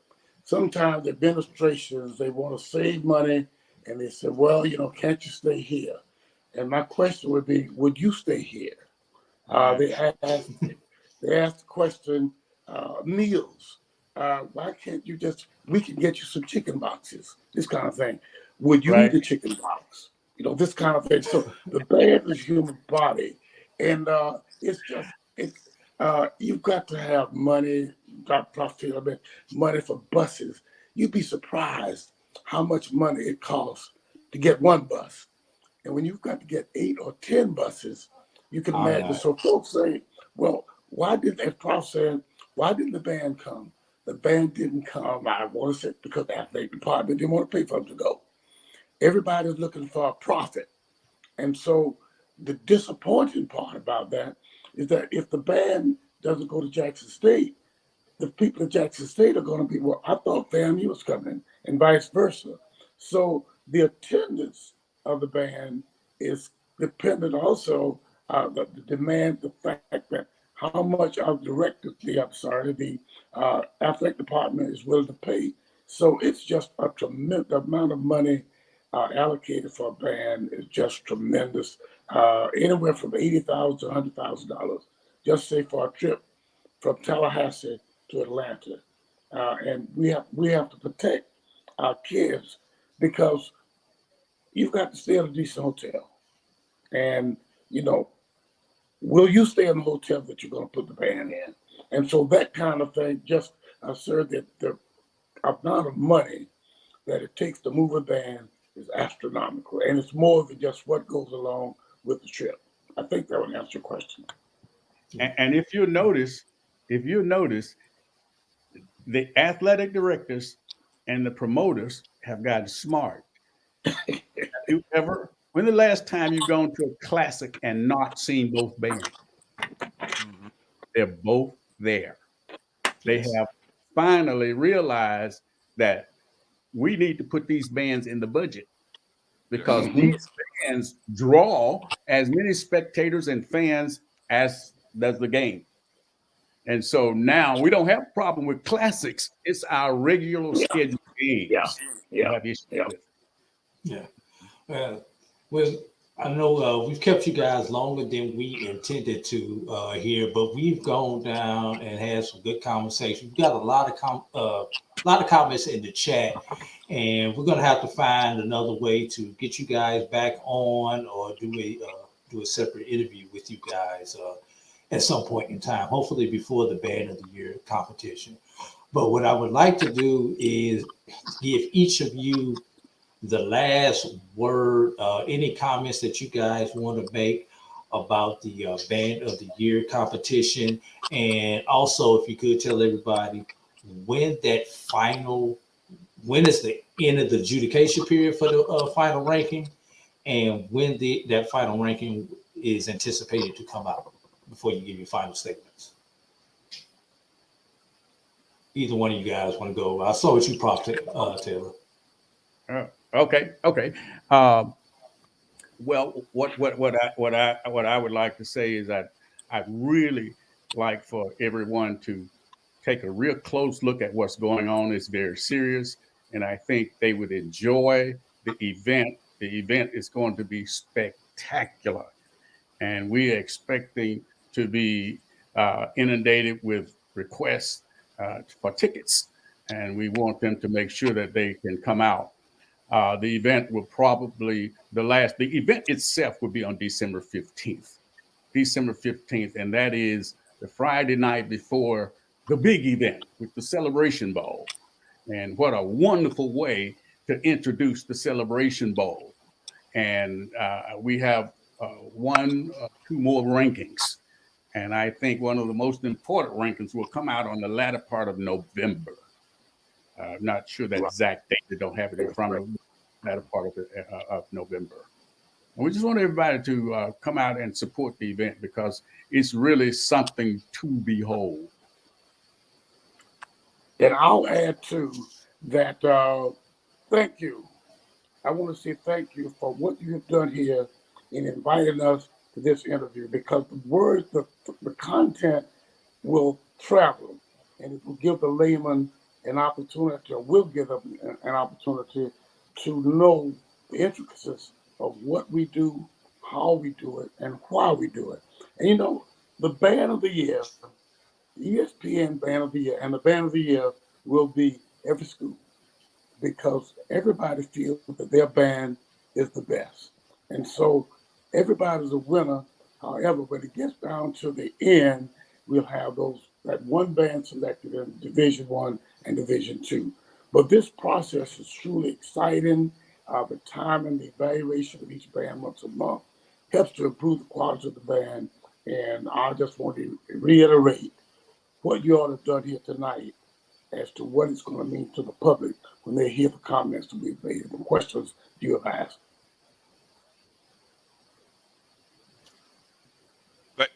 Thank you, Brian. Thank you. I know we're short on time, and I know Drew's gonna fuss at me, but I got to get one last question in here because I think it's a good one. Many of you may know Dr. Kenyatta Cavill. It's got a great question here, and it has to do with outside of this competition, what your thoughts and experience of the band's relationship on what it's like on when to play in the stands during football games, to all those involved. You know, what is that? What are your thoughts and the experience of the band's relationship on when they play in the stands during the games, to keep everything, to keep that experience, keep the crowd hot. Yeah. Well, you know that's an evolutionary process that most people are not aware of. We came along in a period, I did as a student and as a director in the 80s, when we played when we felt like it. We played keep the fans involved. We played to keep the atmosphere hyped. And all of a sudden, the conferences, the directors of the conferences, athletic direct, not necessarily athletic directors, but the conference presidents, etc. They said that I know they've been hearing plays and football players been hearing the plays in the past, but all of a sudden they can't hear it when the band is playing. So now they want us to only play when your team has the ball. Now, what does that mean? That you're interrupting your team now. So they don't mind you interrupting your team. But in most cases, at some point, believe it or not, they even started issuing fines if you played out of order in the stand during the game when the ball was in play. So that made the directors become very shy. You know, and once you get hit with a fine of $10,000, you're going to sit there and watch the game. And the fans won't know anything about that. They're on your throat. Why aren't you playing? Some people walk over to you and say, "What's wrong with your band?" Absolutely nothing. Go talk with Mr. So-and-so. Go talk with Mr. So-and-so, and they will explain it. That's what that is all about.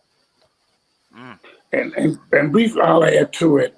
You know, over the length of time, bands are rather powerful. You take Jackson State and FAMU band playing. Jackson State plays and they blow the stadium out. FAMU comes and play, and they blow the stadium out. And so the football players say, I can't hear, and this kind of thing, and the referees will give you a fine. The most embarrassing thing you can have is for a PA system to say, will the Florida A&M music band stop playing?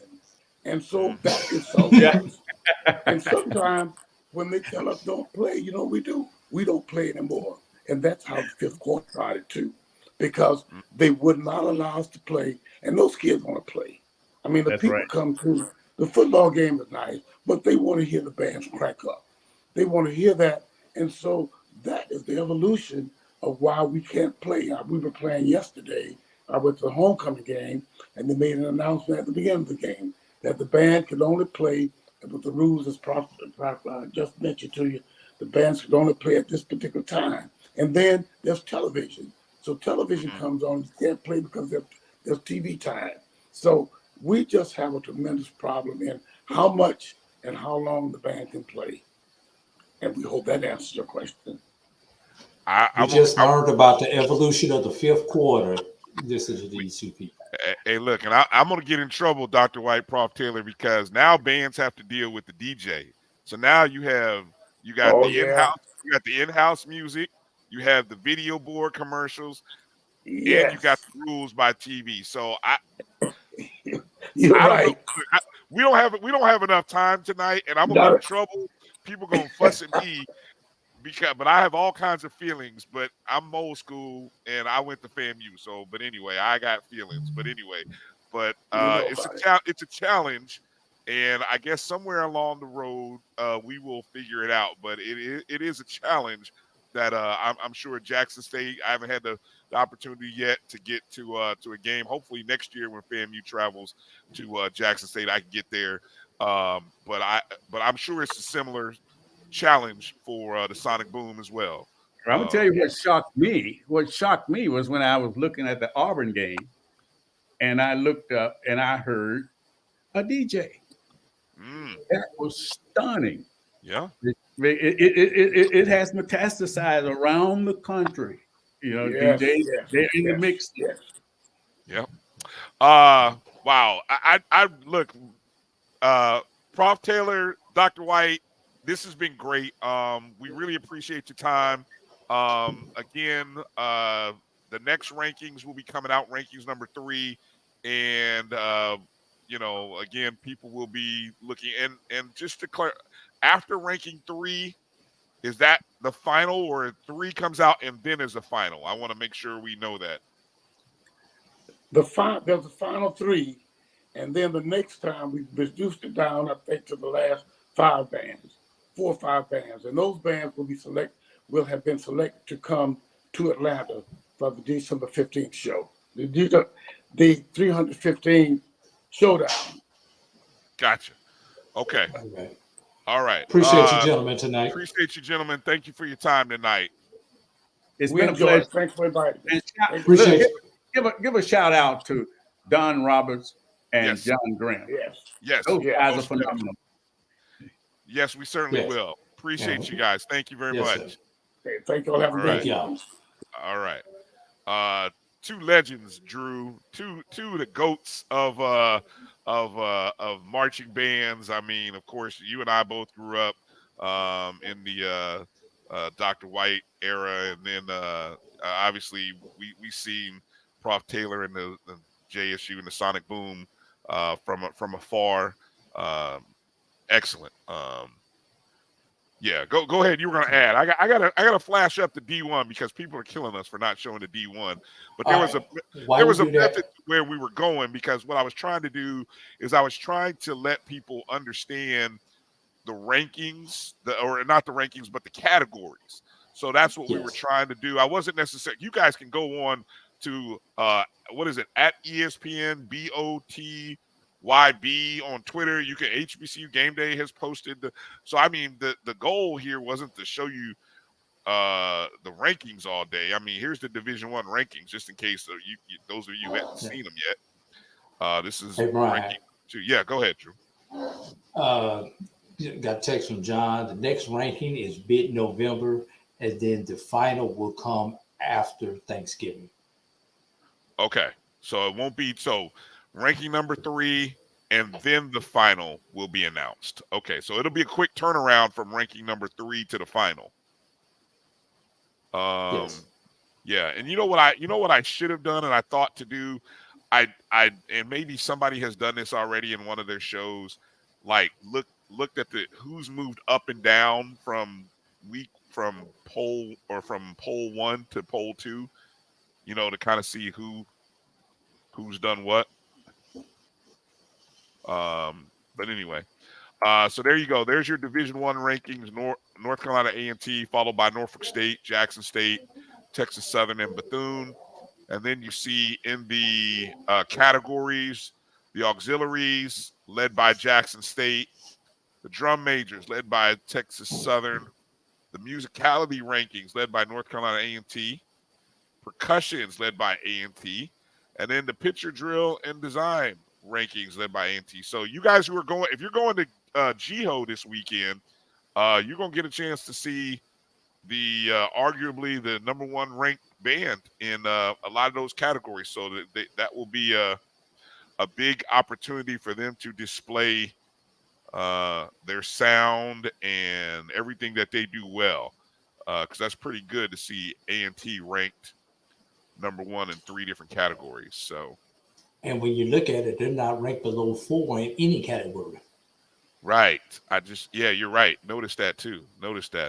And then you see Norfolk State is, with the exception of drum majors, they're ranked top 3. 2 or 3 in everything.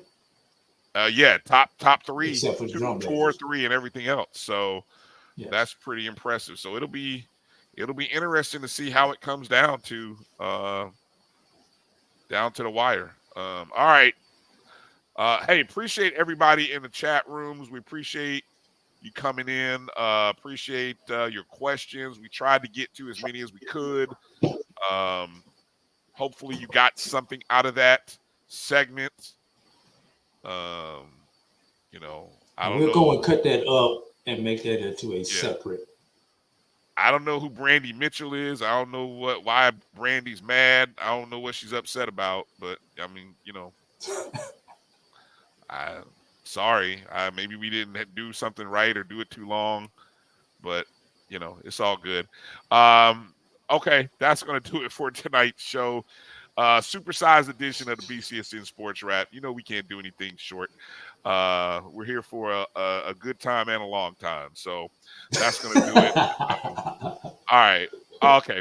All right. Thank you, Brandy. We love you. I appreciate you. Thank you for coming in. And Thank you. Yeah, I appreciate it. Just don't give us a thumbs down. Right. As long as it's not a thumbs down. I was worried. I was like, man, I never seen that emotion before. What do we do? So it's all good. It's all good. Appreciate you guys. Hey, do us a favor. Share the show. Let people know about the band segment. Let people know about the top 5s. Whatever segment you like, you can always, share from a certain point, so on and so forth, and go from there. So, again, got to thank Coach Farasi. Got to thank our band directors for. Hold on a second. Let me make sure. I got to clear out something. Okay, I'm sorry. Something jumped up on my screen. Got to thank Professor Taylor, Dr. White, for coming in and joining us. Thank you to Don T. Roberts. Thank you, Mr. John Grant, for both of you two for helping to set that up. And thank you for watching the BCSN Sports Wrap. Drew, any final words before we get out of here? SIAC. I am waiting on the tiebreakers. Yes. Y'all put some – look, I don't even know how to – hey, everybody tag at the – what's their Twitter handle? At BSIC? Is that the Twitter handle? Everybody tonight, hit up the SIC on Twitter and on Instagram and say, hey, what are the tie-breaking scenarios for the football playoffs? Maybe, just maybe, they will release them this week. They should. They should release them so that way we know going into these big 3 games, we'll know what the different scenarios are, so on and so forth. So That's my wish. Go on to X or Instagram, hit up the SIAC, just say boom, whatever, hit them up. So, yes. So, all right, we got to go. We've been here for too long, but we love you guys. We appreciate you all. Thank you, everybody. Everybody, you guys are the best. And we really enjoy. Hit the thumbs up or the like button. Happy faces only. Whenever you when you're when you're in the chats, we all appreciate you. We love you. God bless. Hey, have a great week this week. Happy homecoming to those who just celebrated. Happy homecoming to those who are starting their homecoming. Be positive, be safe, and God bless you all. For AD Drew, I'm Bryan Fulford. You've been watching the BCSN Sports Wrap. Peace out. Travel light, everybody. But you stay on hard.